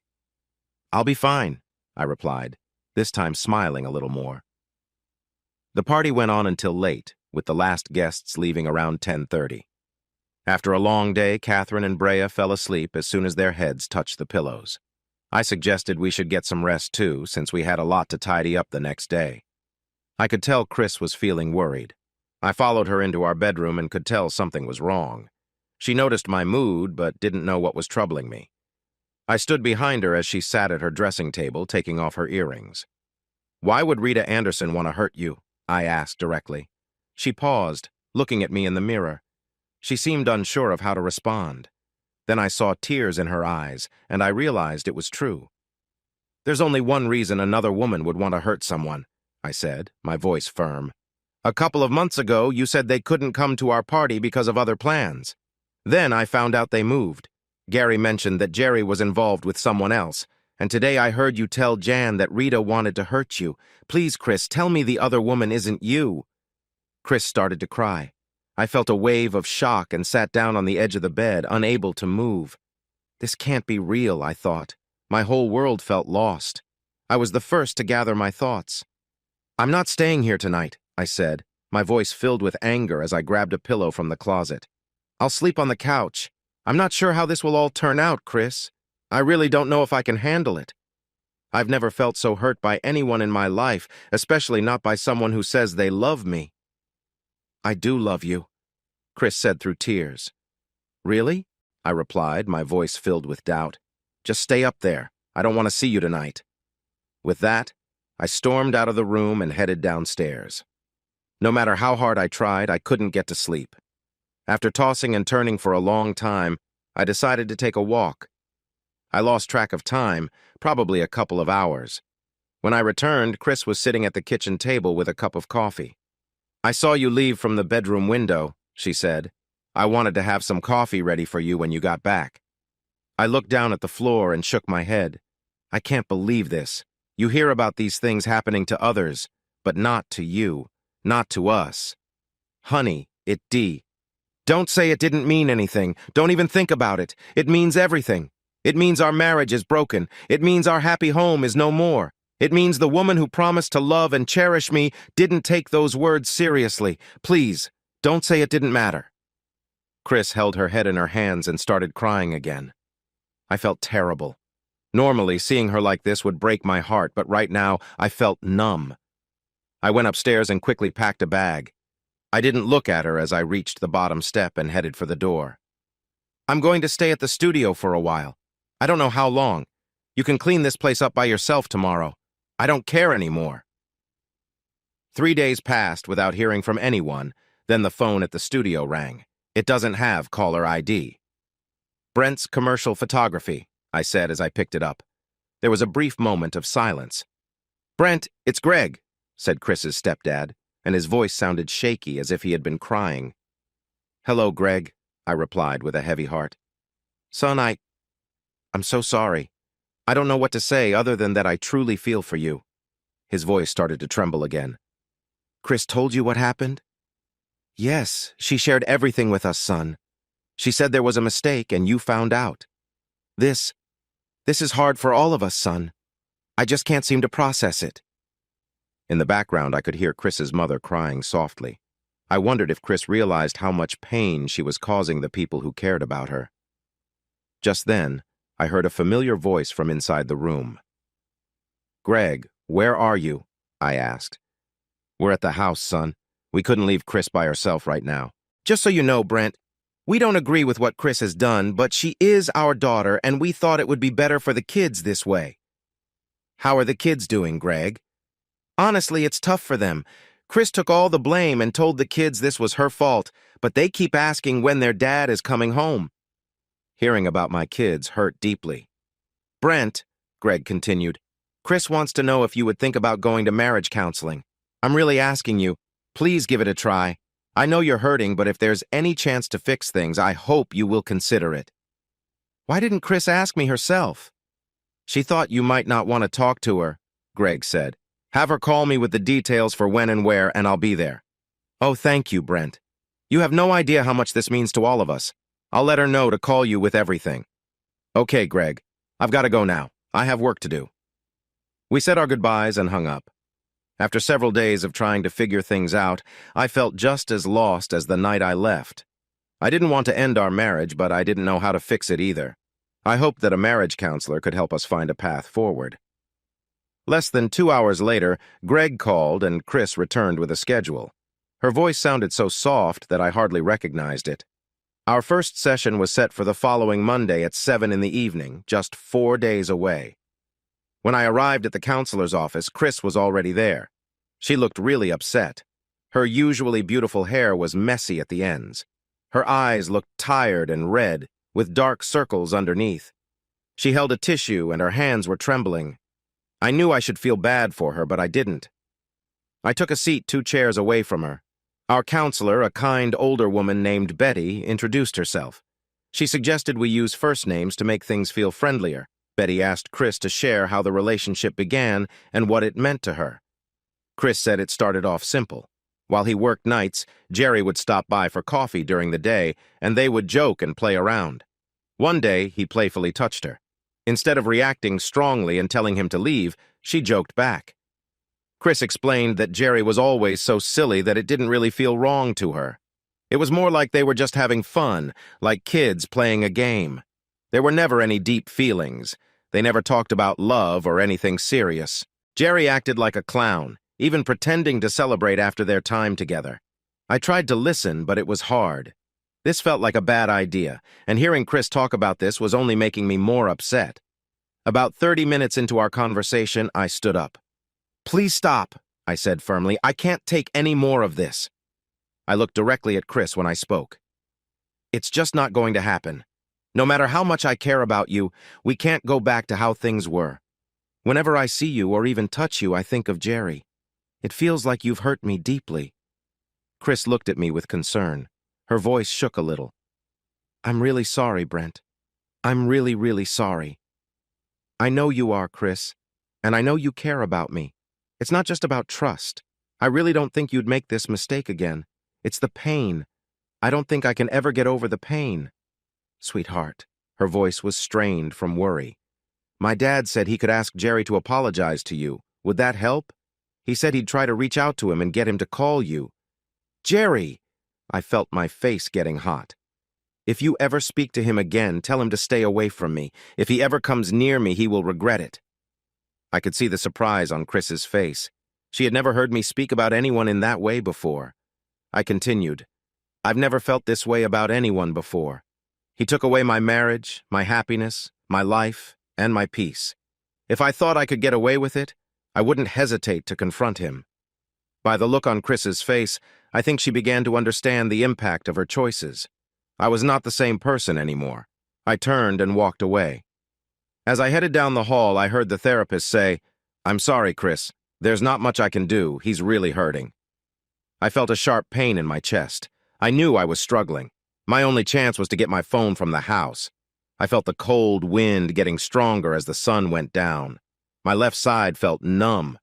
I gathered all my strength to turn my body onto my stomach. I looked ahead. The 10 feet to the steps of the back porch seemed like a long way. I reached out with my hands, digging into the cold ground, trying to pull myself toward the house. I felt myself fading in and out of awareness. "Ooh, look how beautiful," I heard Sandy, my wife, say. Her voice was clear. "God is painting again, and I get to enjoy it with the man I love." Pushing aside the pain, my thoughts wandered back to a spring morning many years ago. The sun had just come up, and the birds were singing happily, ready for a day full of magic and wonder. It's strange, after separating from Chris, I thought time would stand still, but that was not the case. As the years passed, our daughters grew into lovely, smart young women. Through our children, Chris and I remained connected. I moved into a condo just a short distance away, and for many years, the girls spent weekends with me. Sometimes, Chris would invite me over to help Brea or Catherine with their schoolwork, or to fix things around the house, and I was always happy to help. Over the last 9 years, Chris asked a few times if we could get back together, but I knew that would never happen. I still cared for Chris, and I always would, but the hurt from her past actions lingered as well. It felt like love and pain coexisted in my heart, neither feeling able to overpower the other. On that Sunday morning, though, my mind was only on beating my 3 friends in a round of golf. I was on my way to meet them for our 7 a.m. tea time when I accidentally took the wrong turn. I didn't realize it then, but that wrong turn would change everything for me. My new convertible was just a month old, and it was the first day I could drive with the top down. With the wind in my hair and my golf clubs ready, I was enjoying my drive and didn't realize I had taken a wrong turn until I was a few miles down the road. "Oh no," I said to myself. "Focus, Brent, and pay attention." I turned left into the first driveway I saw so I could turn around. As I pulled in, I noticed a charming little Cape Cod-style house in front of me. A quick look at the messy yard told me the house was likely empty. What a pity, I thought. I shifted my car into reverse and turned my head to back out. That's when I spotted a for sale sign. I'm not sure why, but I felt drawn to it. I had a perfectly nice condo I had lived in for many years. I didn't need a house, yet something pushed me to grab a pen and write down the agent's name and number. When I met my friends at the golf course, all I could talk about was that adorable little house. One friend reminded me just before making a long putt that owning a house came with extra chores. I agreed. There was really no reason for me to buy a house. We took a break at the clubhouse for a cold drink before finishing our game. Once again, that strange feeling led me to the payphone in the hallway. I found myself dialing the number I had written down. "Hello," answered the agent. "This is Sandy." "Hi, Sandy," I said, suddenly remembering it was Sunday. "I'm calling about the little house for sale on Hurlitt's Drive, but maybe I should call you during the week." "No, that's fine," she said. "Are you interested in the house?" Honestly, I wasn't even searching for a house. I stumbled upon the house this morning and thought it might be nice to check it out. "Sir, may I—" "Oh, I'm sorry," I said. "Please call me Brent." "Okay, Brent, thank you. I was going to ask how many people will be living in the house. It's not very big, but you could finish the basement for more space." "Well, I don't have a family living with me," I replied. "I'm divorced and my 2 daughters live with their mother. I'm in a 3-bedroom condo right now, and from what I saw, I think this place might be bigger." "Okay, when would be a good time for you to meet at the house? I'd love to give you a tour. Out of all the houses we have, this one is my favorite," she said. "I really love it. If I could, I would buy it myself." I usually would think she was just trying to sell the house, but she sounded genuine. "Ah, getting together could be tricky." What are your hours?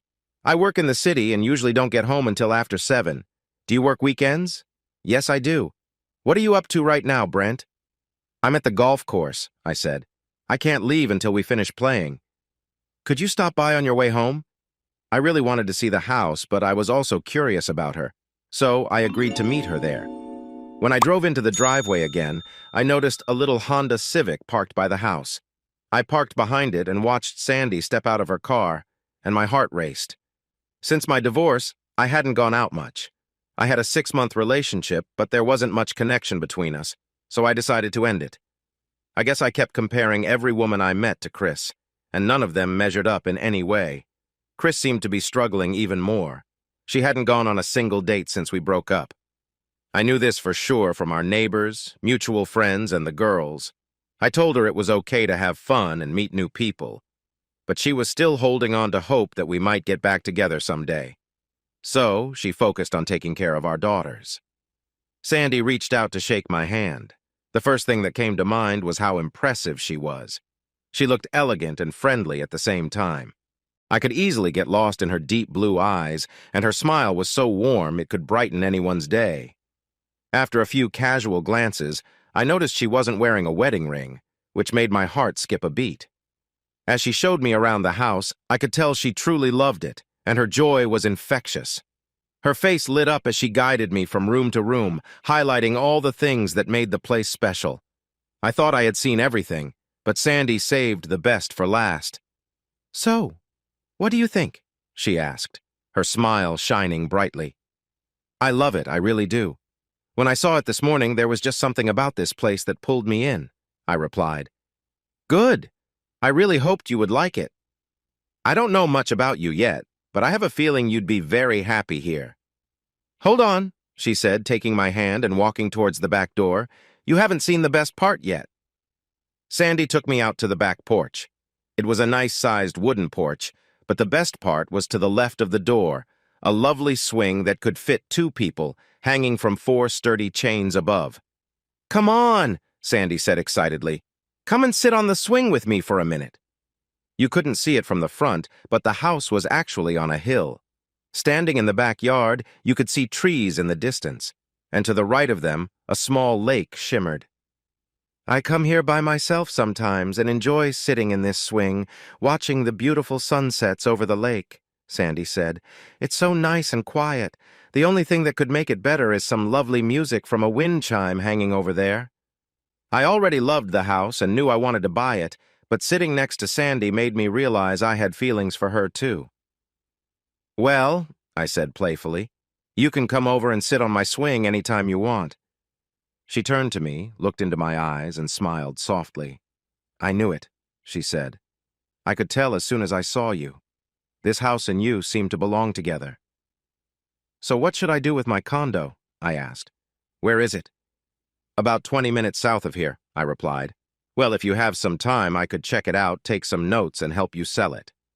"Don't you have someone you need to get back to?" I asked, curious. "No," she replied. "I'm divorced and have been for a long time. I do have a son, but he's in college now, so I have my own time. In that case, I'll make a deal with you." She looked at me, wondering what I meant. "When you're finished checking out my place and taking your notes, can I take you out to dinner?" She thought for a moment, but didn't take too long to respond. "Okay, it's a deal." While Sandy looked around my apartment and made notes, I quickly took a shower and got dressed. I wanted to take her somewhere special, but we had only just met a few hours ago. It didn't seem right for such a new connection, but I hoped we could enjoy that kind of evening someday. We decided to go to a cozy Italian restaurant that Sandy suggested. The food was good, but the conversation really caught my attention. Neither of us mentioned our ex-partners, but we spoke about our kids. I felt proud when I talked about my oldest daughter, Brea, who was 16 and would be starting her senior year in high school next year. Catherine, my 14-year-old, was also in high school and beginning to notice boys. Sandy shared that she had one son, Ron. He was a sophomore in college, studying to become an engineer. It was clear to everyone at the table that we both took pride in our children. The talk shifted to ourselves.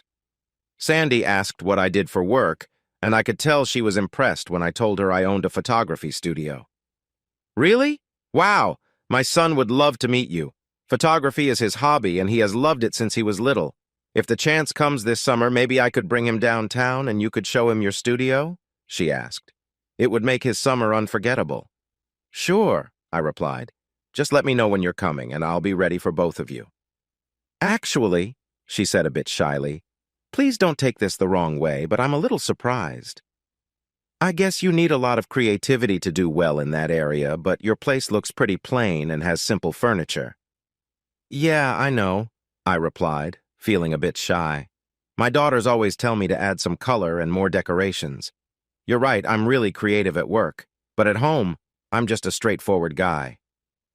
"Well," Sandy said, "I took some interior design classes in college.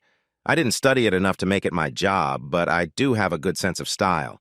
You know I really like that house, so if you want some advice now and then, just ask. I'd love to help." Wow, I thought. I know a good chance when I see one. "How much would you charge?" I asked. "Oh, I wouldn't charge you anything, Brent. That's silly," she replied. "No, I don't mean for just some advice. I want you to be my interior decorator. You can help with the whole house, even the basement. What do you think?" She looked surprised. "Brent, that's a nice offer, but I've never done a whole house before. I'm not sure I'd know where to start. No thanks. It's a nice offer, but I don't think I'm good enough." "Sandy, I saw the excitement in your eyes when you showed me around. You love that place just like I do.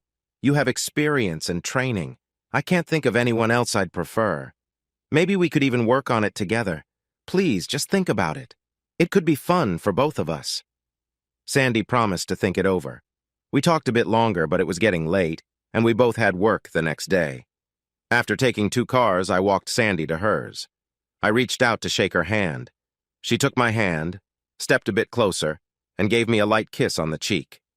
It surprised me, and I felt warmth in my face under the parking lot lights. She smiled and then drove off.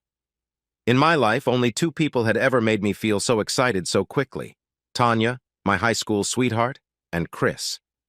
As I drove home, I thought about it. Was it just because it had been so long since I had a romantic connection, or was there something more? Did this mean Chris was someone special? For the next week, I worked with my banker to get my finances in order. I decided not to tell anyone about the house until everything was finalized. Sandy and I met a few times to take care of paperwork, but she always seemed very serious. I started to think that I misunderstood any signs I thought I saw during dinner. Everything went smoothly, and 30 days after I sat in the swing with Sandy, the house was mine. Well, mine and the bank's. I picked up the phone and called my daughter. Brea answered and sounded so grown up when she said hello. "Hi, sweetie. How's my girl?" I asked. "Hi, Dad. I'm great.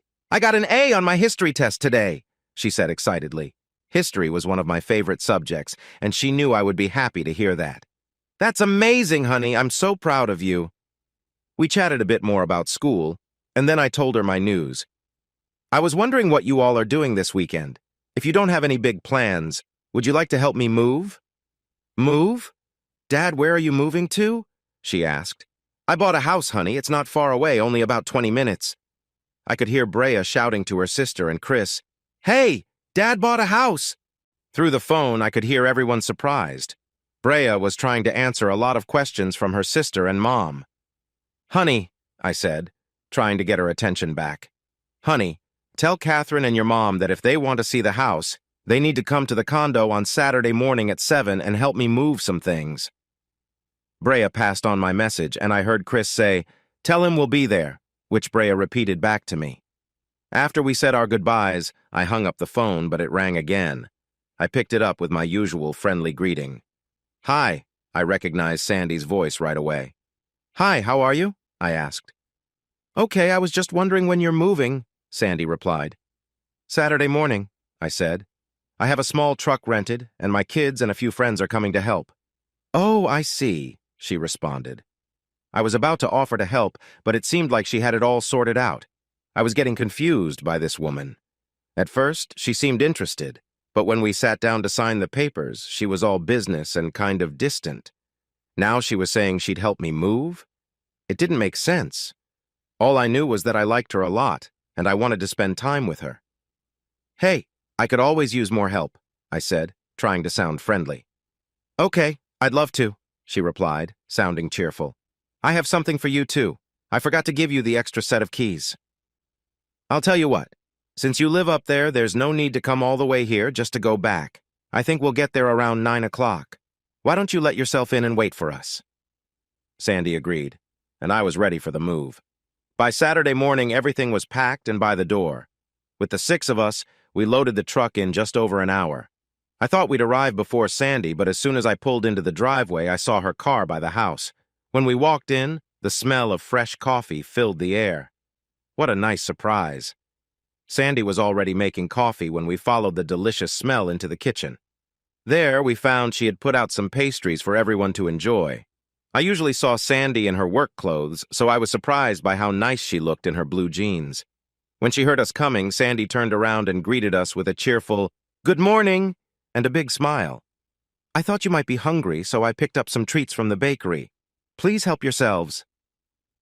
Before anyone sat down, I introduced Sandy as my real estate agent.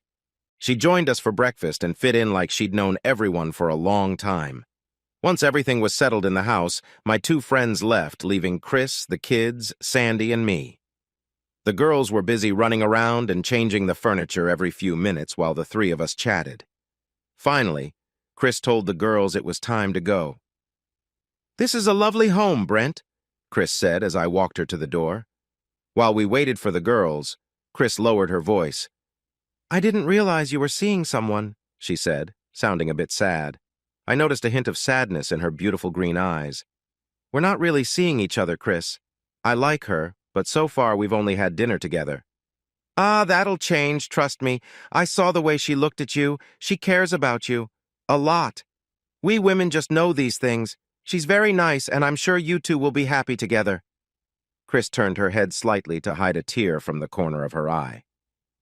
Just then, Brea and Catherine came running up. Both Sandy and Chris were very friendly as they said goodbye. The girls were their usual energetic selves all the way out the door. Now, Sandy and I were finally alone. I wondered if Chris was right. This was the first time I felt this way about a woman since my divorce. Could I really open my heart again? Or would I back away, scared of getting hurt once more? "Sandy, thank you so much for your help today. Fresh coffee and breakfast were such a nice surprise. How much do I owe you for all of that?" I asked. Sandy playfully touched my arm. "Come on, you don't owe me anything. I should be thanking you for the sale I just made here." "Okay, then let me take you out for dinner again." "Not like this," Sandy said, pointing to her work clothes. "Yeah, you're right. I should shower and change, too." "Sure, give me your address and I'll come get you in an hour." She looked at me, unsure if she wanted to. Finally, she said, "Okay, do you have a pen and paper? I'll write my address for you." For the first time in a long while, I found myself singing in the shower, something I usually did when I had someone special in my life. I drove to her address and saw it was a townhouse, part of a group of 4 units where each had its own yard. Every time I had seen Sandy before, she was dressed for work, always looking polished. When she opened the door and welcomed me in, I was surprised. Her soft, shiny blonde hair framed her face beautifully and fell over her shoulders. She wore a small dress that complemented her figure and just a touch of makeup that made her deep blue eyes stand out even more. "Wow," I said. "Sandy, you look amazing." "Thank you," she replied, seeming a bit taken aback. "I appreciate that, especially coming from someone who works with models." Once we were seated at the restaurant, we easily continued our earlier conversation. "Can I ask you something personal?" Sandy inquired. "Of course," I replied. "It's clear to anyone that Chris still has feelings for you." "Why are you 2 divorced?" I wasn't prepared for that question. Talking about it always made me emotional. "Well, it's a bit tough to discuss, Sandy, even after all this time." "I see, it sounds like infidelity is the issue," she mentioned. "I had a feeling that might be the case. I won't pry any further. The same thing happened with my husband. He was a manager at a company. For 5 years, he never had to work on weekends. Then one day it changed. Suddenly he was working every weekend. Sometimes just Saturdays and other times both Saturday and Sunday. I grew suspicious, so one day I borrowed my neighbor's car to follow him. I saw him walk into an apartment, so I waited outside the door. About 3 hours later, he opened it to leave, still kissing his girlfriend, a young woman with red hair. When he saw me waiting, he just closed the door and didn't come back. Ron, my son, was only 8 years old then. "I'm sorry," I said gently. She looked at me closely as if trying to read my expression. "I'll be honest, Brent. I still feel the pain from that moment, and I'm sure you remember your own tough times, too. In all these years, I haven't met a man worth risking that hurt again. I like you a lot, Brent, but before I go further, I need to know about your relationship with Chris. She still has feelings for you, and I think you care for her, too. Is there any chance you two could get back together? Sandy, we've been divorced for over 9 years now. 3 times in that time, she has asked if I would return. You're right, I do still have feelings for her, but I cannot change the pain in my heart. We both understand that. No, we won't be together again." I took a sip of my coffee and continued. "Sandy, from the first time I saw you, I thought you were someone very special. You are the first woman I've liked in a long time. You really hit the nail on the head when you talked about finding someone worth taking a chance on. I believe I've found that person, and I hope she feels the same way." Sandy reached out and took my hand. She leaned closer and lowered her voice to a soft whisper. "Am I the first woman to make you feel this way with just a little kiss?" she asked with a sweet smile. I could feel my face getting warm. She definitely meant to tease me, and it worked. "Did you notice that?" I replied, surprised. "Of course. We women can pick up on a lot," she said with a playful glance. "Once you finish your coffee, how about we head back to your place and see if you remember what to do with that?" I felt nervous on the drive home. It was more than just a little worry. I hadn't been close to someone in a long time. I tried to seem relaxed and sure of myself, but it didn't really work. "Are you nervous?" Sandy asked. "Yeah, I guess I am a bit. What about you?" I replied. "Yeah, a little. How long has it been for you?" "Years," I admitted. "But you know what they say, it's just like riding a bike." Sandy laughed. "Don't you mean it's like falling off a bike?" "Oh, yeah, that's what I meant," I said, feeling a bit silly. Then I tried to lighten the mood, saying, "But if I do fall, will you help me get back up?" "You got it, cowboy," she said with a laugh. Wow. This felt amazing. I was spending my first night in a brand new home with someone I had feelings for after so long. As we walked in, a calmness washed over me. I knew everything would be all right. Once inside, Sandy and I stood facing each other. I took her in my arms and gently kissed her. I felt relaxed and at ease. I felt a deep sense of affection, a warmth I thought I might never experience again. As we entered the bedroom, that feeling only grew stronger. I gently unzipped the back of her dress, softly brushing her neck as the dress slipped from her shoulders and fell to the floor. Wrapping my arms around her, I held her close, feeling the connection between us deepen. She turned toward me, her arms around my neck, and kissed me with intensity. We shared a tender moment, our closeness undeniable.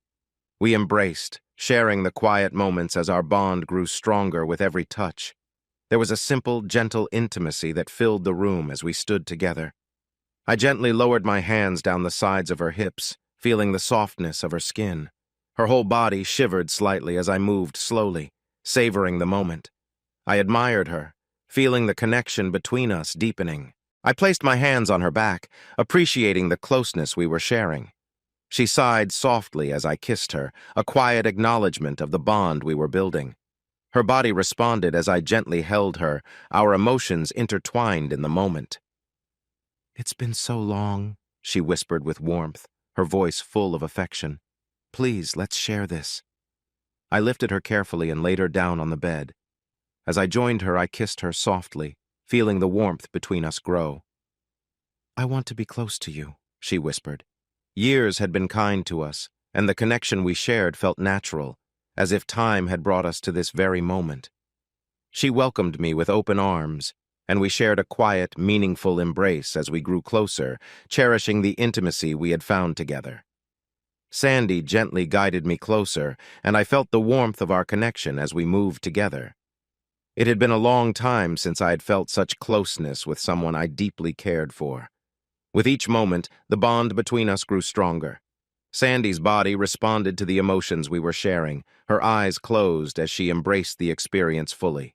We moved in harmony, our feelings building with every second until the intensity between us reached its peak. Afterward, we lay side by side, both of us breathing deeply, feeling the calm after such a meaningful moment together.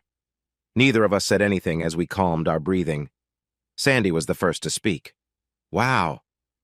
Yeah, I'll match your wow with a holy cow. She laughed. How do you feel? I asked. Well, I feel scared, I guess. Scared? Still? Yes, still. Even more now, she admitted. I didn't realize until we got closer just how strong my feelings are for you. I'm worried I'm getting too involved too fast. I promised myself I would take this slow and be careful. Instead, I jumped in without thinking. So yeah, I'm scared. I took a moment to think about what she said. I felt a bit the same way. I tilted my head toward her and kissed her. My dear, my feelings for you are real and run deep. I can't believe I'm lucky enough to find love again, and now that I have, I won't let it slip away. I hoped for her to express her feelings too, but it didn't happen. She kissed me and smiled. Let's get some rest, sweetie. Tomorrow we can go shopping for your new home. Oh, I didn't mention it before, but I've decided to help you decorate. I told her that made me very happy. We shared a sweet kiss and drifted off to sleep, although I felt a little sad because I wished she had said she loved me back. The next morning, I reached for Sandy while still waking up, but she wasn't there. My heart sank, thinking she might have left. Just then, I caught a whiff of coffee. I smiled and told myself not to be upset about her not saying she loved me last night. I was just happy she was still there. We spent the whole day shopping downtown for the house. We mostly looked for smaller things. I also needed new furniture for the living room, but that would have to wait for another day. By the time we got home, we were both really tired. Sandy eagerly agreed when I suggested we order a pizza for dinner. As we enjoyed a Chicago-style deep dish, we talked about what we still needed for the house. All day, we had shared laughs and jokes. I couldn't recall a time when I had more fun or appreciated someone's company as much. As the day wrapped up, Sandy took my hand and led me out to the porch. Come on, she said. Let's sit on the swing and watch the sunset. While we sat, the sky began to change. The dark blue of night spread like a curtain, blending into a beautiful mix of colors. As the sun lowered toward the horizon, shades of red, orange, purple, pink, and turquoise filled the sky. When I was a girl, I would sit with my grandma on her porch in Indiana and watch the sunsets. Sandy reminisced. She would say we were watching God paint the sky. Then she looked into my eyes and gave me a gentle kiss. Ooh, look how beautiful, she said, turning to admire the colorful sky. God is painting again, and I get to enjoy it with the person I love. I smiled and wrapped my arm around her. She snuggled close, resting her head on my shoulder. We stayed quiet, watching as the colors slowly faded into night. Can you stay over again? I asked. I'm sorry, but I can't tonight. I need to head home. I've got an early meeting in the morning, and Ron is coming back later this week for summer vacation. I hope you get to meet him. I know he'll be curious about photography. Why wouldn't I meet him if he's here all summer? Well, he'll be working most of the summer. He needs to earn money to help pay for his living expenses next year. Last year, he was lucky and found 2 jobs. He worked at a gas station and as a stock person in a grocery store. I didn't see him often, but he helped with many of his costs. When is he coming back? I asked. He'll be back sometime Wednesday night. Okay, so if he starts work on Monday, will you two get to spend some time together? Of course, but there's no guarantee he'll find a job that fast. It's hard for college students since they all graduate around the same time. Sandy didn't know me well yet, or she would have realized I had a plan. I asked, Does Ron have a car? Sandy laughed a little. Not really, it's barely working. I just hope it lasts another year. Well, if he leaves the car at home, he will have a 5-block walk to the train station, I said, curious if she was catching on. What? She asked, looking at me with confusion. What train station? What are you saying? I mean, until he gets used to the area, he can ride with me. Tell him to be ready Monday morning at 7 and I'll come pick him up. Sandy just looked at me. Can you share what's going on in your mind? Sure. I just hired Ron to work in my studio this summer as an assistant. It's perfect because I get to know Ron and he gets a job. Oh, Brent, you're not joking, right? You can really just hire him like that? Of course. It's my studio, so I can hire anyone I want. Oh, wow. You have to tell him. He's going to be so excited. You're amazing. We shared a sweet moment, but then she had to go home. That night, for the first time in a long while, I felt the emptiness of my bed. I missed her already. With Sandy busy with her job and getting ready for Ron's return, Tuesday night was the only time we could see each other. I was really looking forward to spending more time together once things settled down. Early the next Monday morning, I arrived at Sandy's place and knocked on the door. Sandy, looking a bit sleepy in her robe, welcomed me in with a big kiss and offered me a quick cup of coffee. She mentioned that Ron was so thrilled he was running around excitedly but would be down soon. Excited didn't quite capture it. The tall, dark-haired 20-year-old was beaming with joy when he took my hand and nearly shook it off, thanking me again and again and sharing how much this meant to him. Sandy smiled warmly, watching us as she sipped her coffee. Finally, Ron released my hand and headed toward the door, eager to begin his first day. I could see the warmth in Sandy's eyes as she gently kissed my cheek. "Thank you again for this," she said softly, giving my arm a light touch. I quickly realized how wonderfully Sandy had raised Ron. He was kind, polite, smart, and grateful. Audrey, who managed my office, and Terry, the other photographer, both made him feel welcome as if he were part of the family right away. That Wednesday night, I came to pick up Sandy for our date. She looked lovely, as always, when she opened the door and welcomed me inside. "Where's your cape?" she asked with a playful grin. My cape?" I was confused and didn't understand what she meant. "Yes, you should have a red cape. My son thinks you're Superman. He says you know everything about photography and much more," she said with a laugh. "Well," I replied humbly, "I might not know everything. There are still a few things I'm not sure about." Sandy smiled and gently placed her hands on my cheeks, bringing my lips close to hers. "Mwah!" She made a fun sound at the end of the kiss. "You're my Superman," she said. "Let's go. I can't wait to see you tonight." And we sure enjoyed our time together. For the next 2 weeks, Sandy and I spent our evenings decorating the house and enjoying each other's company. If she had an early meeting the next day, she would go home afterward. Otherwise, she would stay with me. "What does Ron think about you staying over?" I asked her one morning. He was a little surprised at first. I rarely dated when he was growing up, so he wasn't used to me being out late. But he's grown up now. He's a sophomore in college, so I'm sure he understands everything just fine. "He's a great kid, Sandy." "You really did a great job raising him," I told her. "Do you want to know what he said about you?" "I already know. I'm like Superman," I said with a laugh. "When I told him that you were the man I had been spending my nights with, he said he had dreamed about you being his father and wondered if that could ever happen." "Wow," I replied, feeling a bit bashful. "I don't think I've ever received a nicer compliment." "What did you say?" "I told him it's still too early to know," she said, looking into my eyes and giving me a quick kiss. By the next weekend, the house was finished except for the basement. We would have to wait to do that until my condo sold. Sandy's decorating skills were even better than I expected. Each room showed my personality and taste. "Honey, this place is perfect," I said. "It's too nice to keep to ourselves. Let's have a housewarming party." Sandy thought that was a wonderful idea. We decided to invite some of her friends and some of mine, and I could use the new grill in the backyard. Later, after making some initial plans for the party, we both enjoyed our favorite activity together. We sat on the swing on the back porch and watched the sun set. As we sat there, I thought about how much the woman next to me had brightened my life in just a few months. I remembered how frustrated I felt with myself for taking the wrong turn that led me here. It seemed like something special was happening. I could actually be happy again. And maybe I could bring happiness to Sandy, too. I felt her rest her head on my shoulder and wondered if she felt the same way. The next week, the invitations were sent out. "No gifts needed," they said. "I have everything I want." I think overwhelmed with joy is a good way to describe how I felt. At 7 o'clock, the doorbell rang, and half an hour later, the party was in full swing. Sandy introduced me to her friends, and I did the same. My ex was there with my 2 daughters. Brea was showing me her boyfriend when I caught sight of Chris. She had a little smile on her face. After all these years, we could understand each other without words. I knew she was reminding me that my girls were growing up, and I had to accept it. As the party went on, I found my usual spot in front of my new 2-deck grill. Ron, who came alone, jumped right in to help his mom and me make sure everyone was having fun. The surprise of the night was when I looked for my lovely co-host and saw her chatting away with my ex.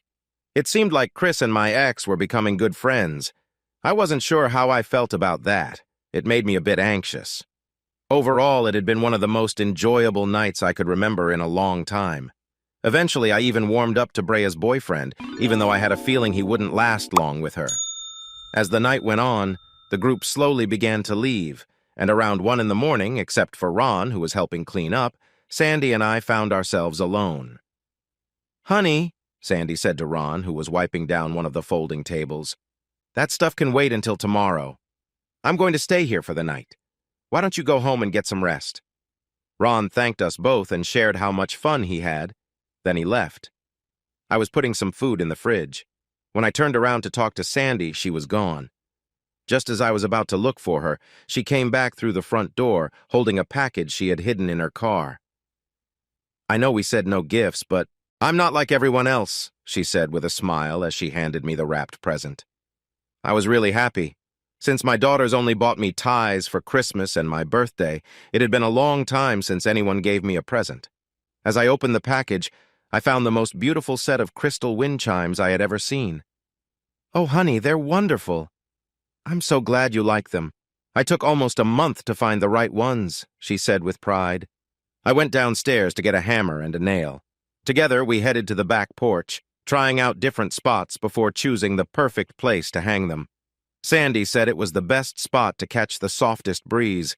Within minutes, we were listening to the sweet sound they made in the wind. We sat close together on the swing, enjoying the warm summer air and the lovely music from the wind chimes. I also had a special gift for Sandy. I had bought it 3 weeks earlier at a local jewelry store. I planned to create a romantic evening for my proposal, but as Sandy snuggled closer to me, I realized that no plan could beat the romance of this moment. I reached into my pocket and held the ring tightly in my hand. "Honey." "Yes?" she replied softly, enjoying the peacefulness around us. "I know we haven't known each other long, and because we've both been hurt before, we both agreed to take our time and not rush things.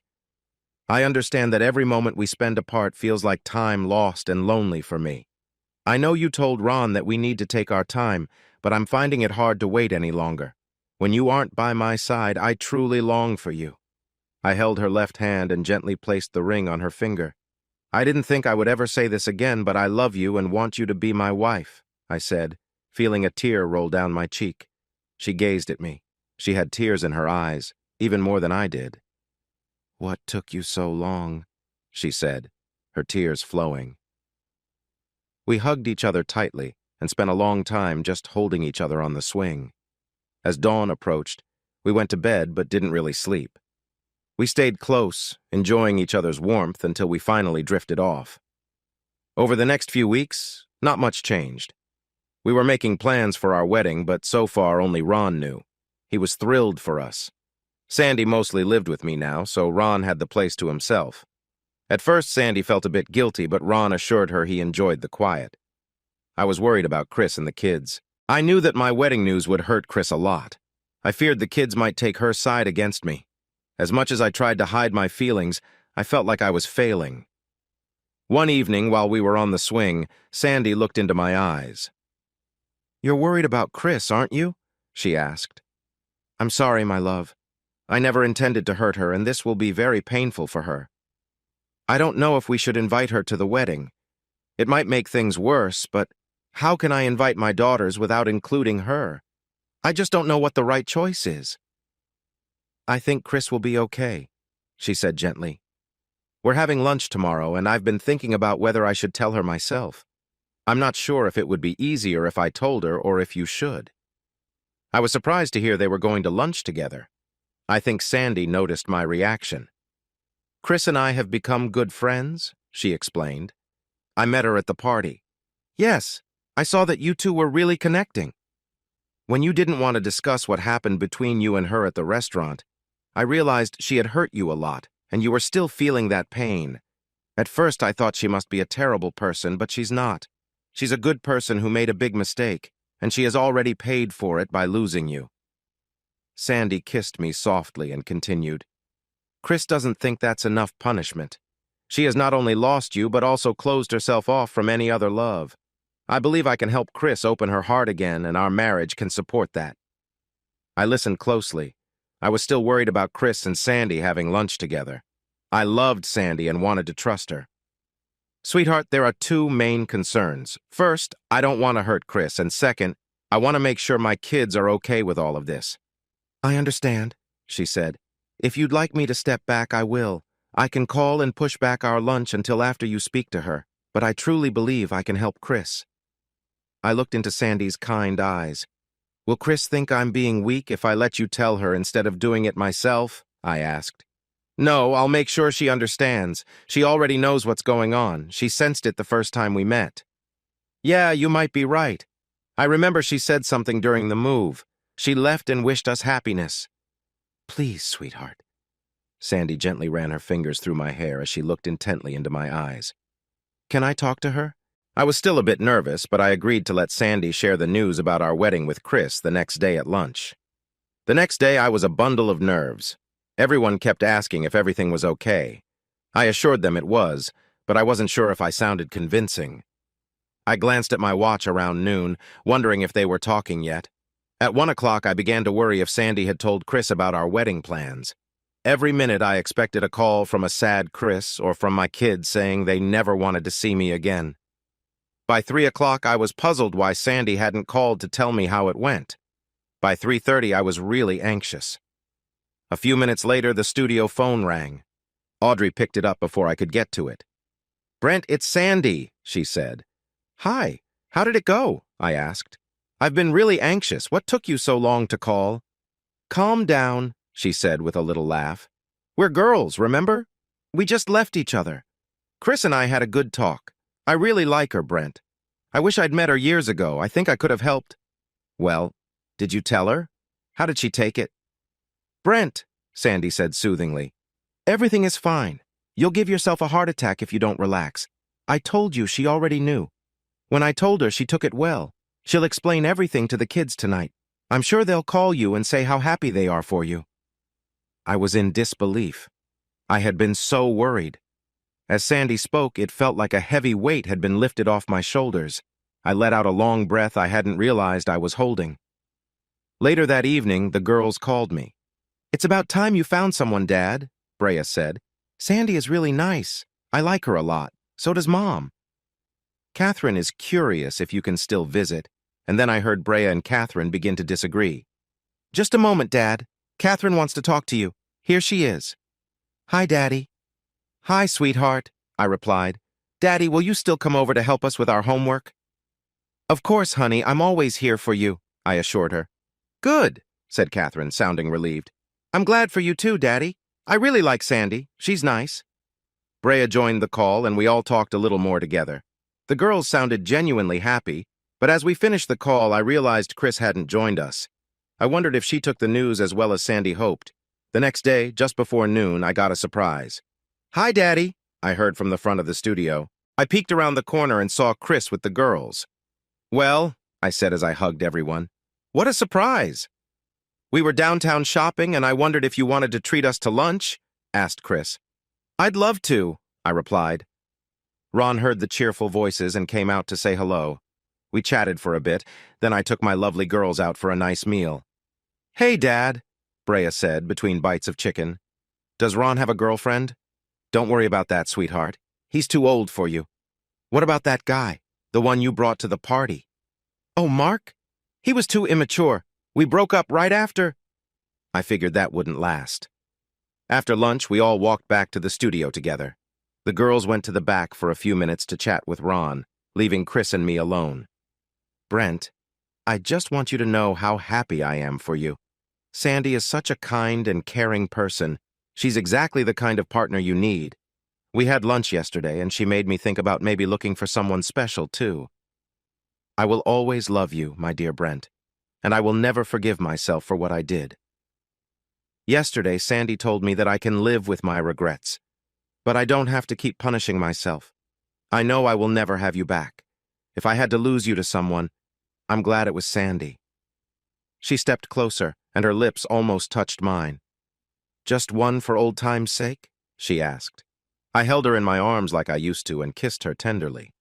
As we pulled away, we both felt it would be the last kiss like that.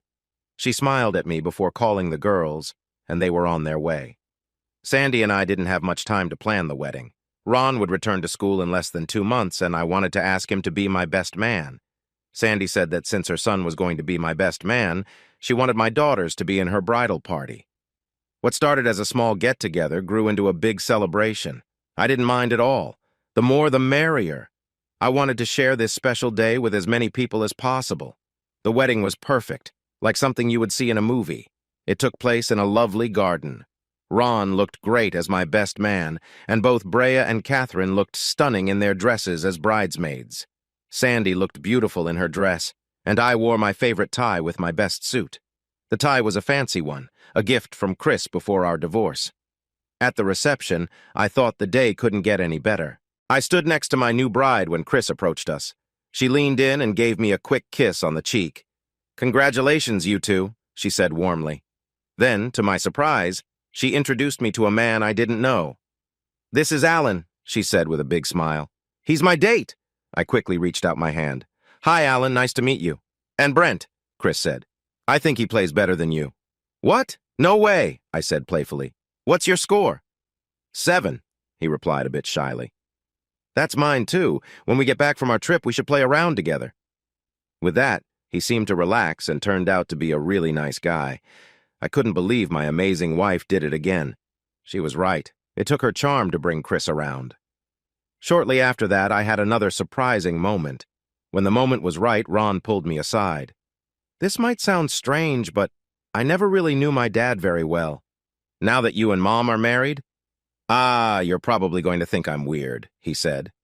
"Ron, you can ask or share anything with me. What's on your mind?" I replied. "Would it be okay if I called you Dad?" he asked. I was taken aback. I had already thought of him as a son, but I didn't see this coming. "Son, I would be honored," I told him. "Thanks," he said with a smile. "Since you're in such a good mood, there's one more thing."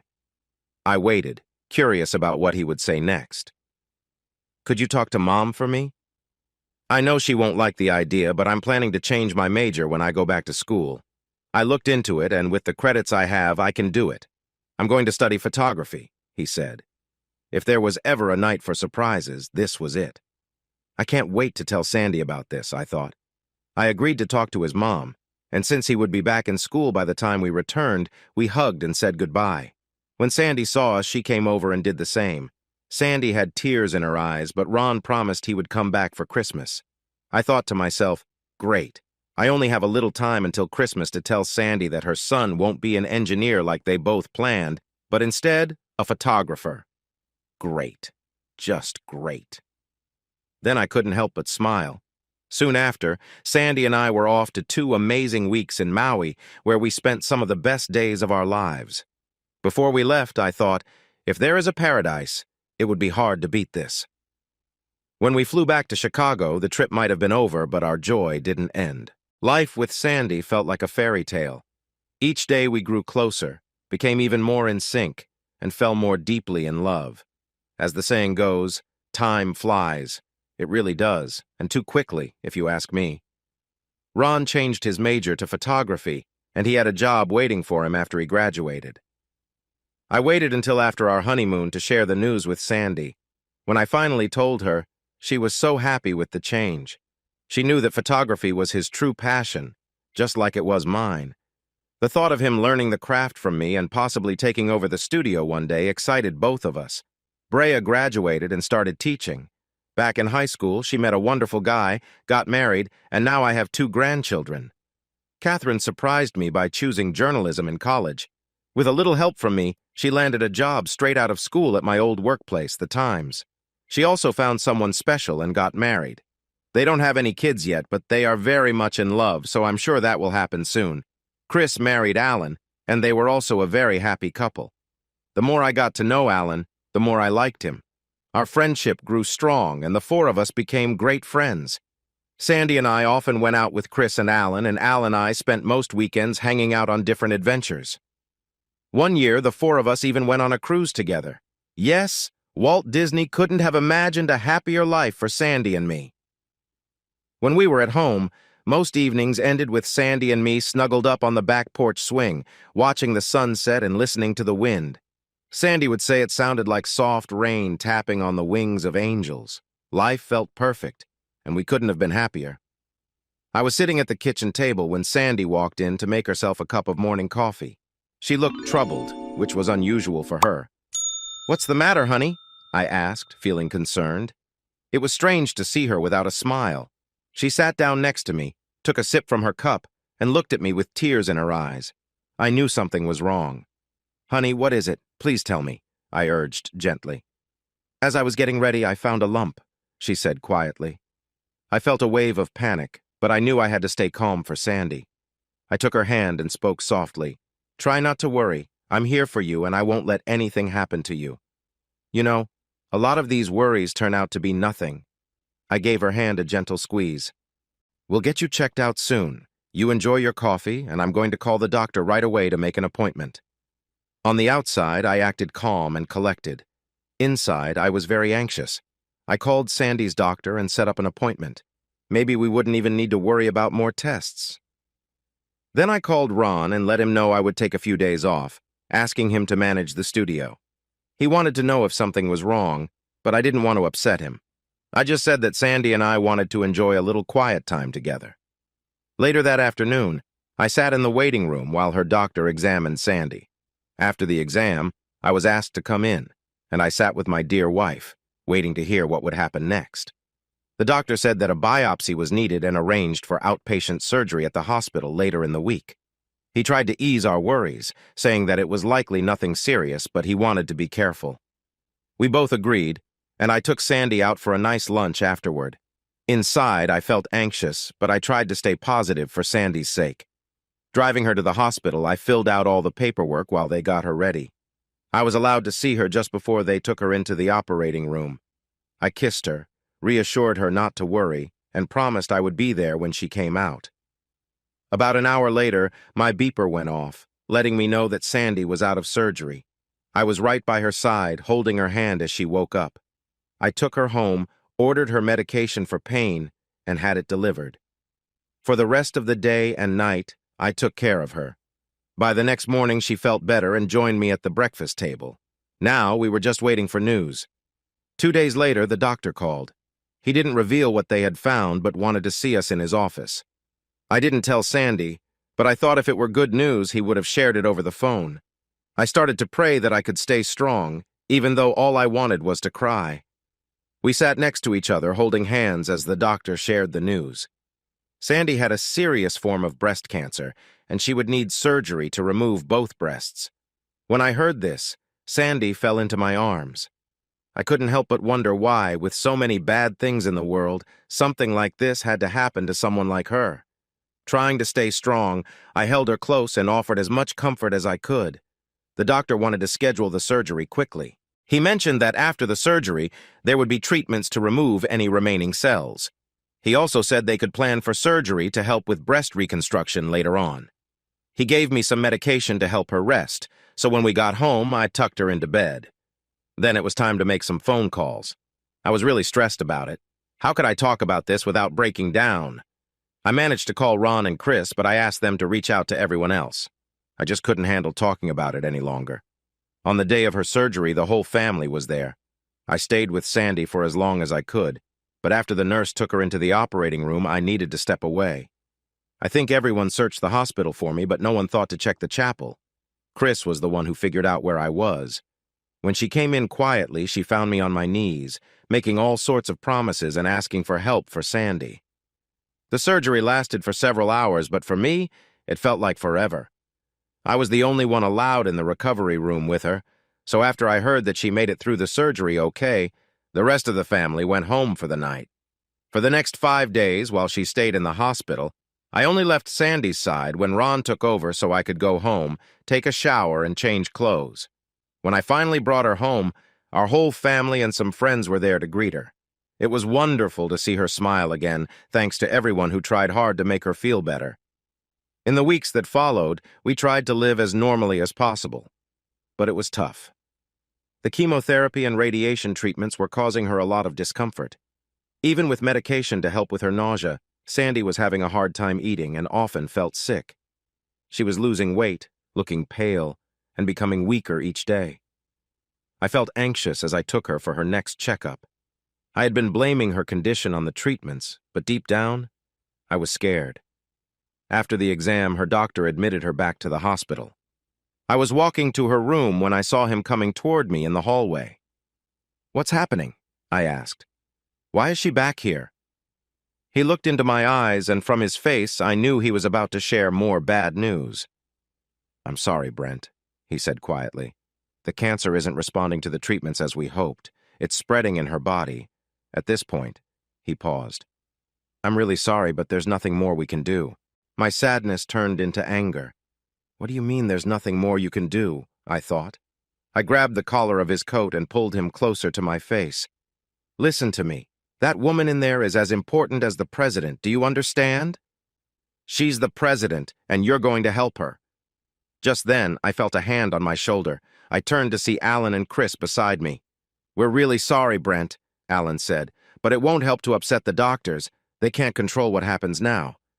I released the doctor, who still seemed kind and didn't blame me for my outburst. "I'm so sorry," he said, placing a comforting hand on my shoulder before moving along.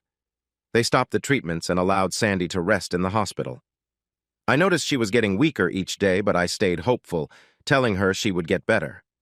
On the 6th day, I sat by Sandy's bed holding her hand. She looked into my eyes and asked me to take her home. I called Ron to let him know and arranged for hospice care. By 4 o'clock that afternoon, Sandy was comfortably settled in her own bed at home. Ron moved into the extra bedroom. He still worked at the studio during the day, but was there with me every night to help with her needs. One late afternoon, just a few days after bringing her home, Sandy asked me to take her to the swing. She said she felt it would be a special sunset. I lifted her gently in my arms and carried her to our favorite spot. I wrapped a blanket around her shoulders and sat beside her. I put my arm around her and held her close as she cuddled against me. I'm not sure how she knew, but even though most of the day had been gray, the evening turned into the most beautiful sunset I had ever seen. I thought that maybe God had found new colors to paint with. As I held her, we watched the sun dip below the horizon, filling the sky with warm colors.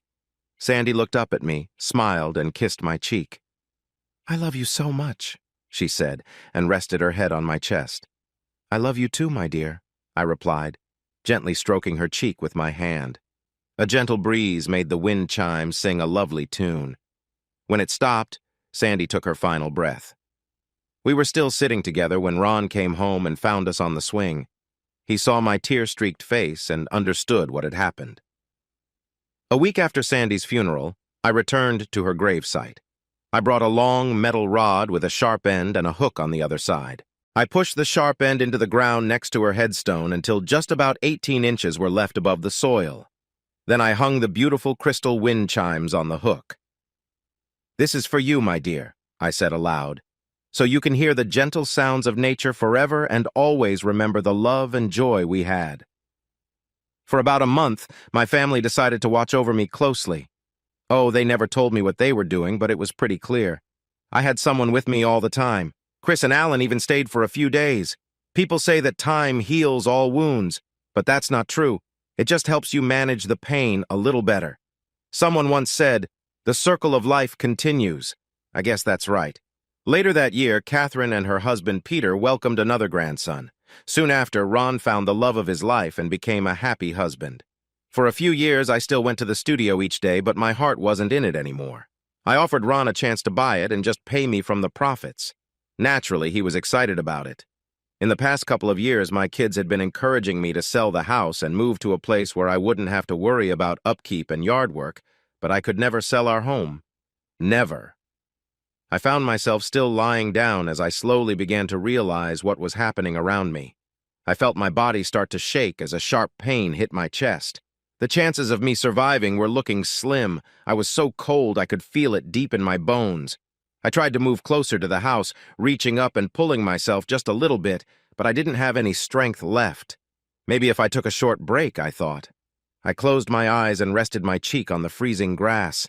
Suddenly, it felt like the pain was lifting from me, not just the pain in my chest, but all the aches that come with getting older. The cold in my bones faded away, replaced by a warm feeling inside. It was as if I had gone back 30 years. I felt a calm that filled me completely. That's when I heard it. The soft, clear sound of our wind chimes ringing in the breeze. I felt as light as a feather as I stood up from the cold ground. "Hi there. I've been waiting for you," a soft voice said. My heart raced when I turned to my right. My beloved Sandy sat on the swing, reaching out her hand to me. She looked whole again, with none of the signs of the illness that had troubled her. Her beautiful hair shined brightly, her clear blue eyes sparkled like stars, and a warm light surrounded her. I hurried to her side, filled with joy, and hugged her tightly. I wished to hold her forever. Words couldn't capture how I felt right then. "My dear, I've missed you so much," I told her. Sandy's smile filled me with warmth and happiness. "I know," she replied gently, "but we'll never have to miss each other again. We have all of eternity together." As I looked into her eyes, I heard the soft sounds of chimes, and Sandy leaned in to give me a sweet kiss. "Look," she said as we faced the horizon. You could see the sky changing colors like a beautiful painting. It was like a waterfall of bright colors flowing into a sea of clouds. There were reds, yellows, pinks, turquoise, blues, and golds. More colors than I had ever seen. Each color glowed with an amazing brightness that was hard to describe. It felt like we were watching the sunset from behind. "Ooh, look how pretty," Sandy said, "and I get to enjoy this with the man I care about." At that moment, the chimes rang out joyfully, sounding different than I had ever heard. Sandy looked into my eyes. "Listen," she said, "the last chimes of fall." She touched my cheek and gave me a gentle kiss. "It's time to go home, my dear." I felt a happiness I had never known before. I was free from any sadness or worries. My heart was open to love without limits. I smiled at Sandy, feeling grateful. "Let's go home," I said again, kissing her back gently.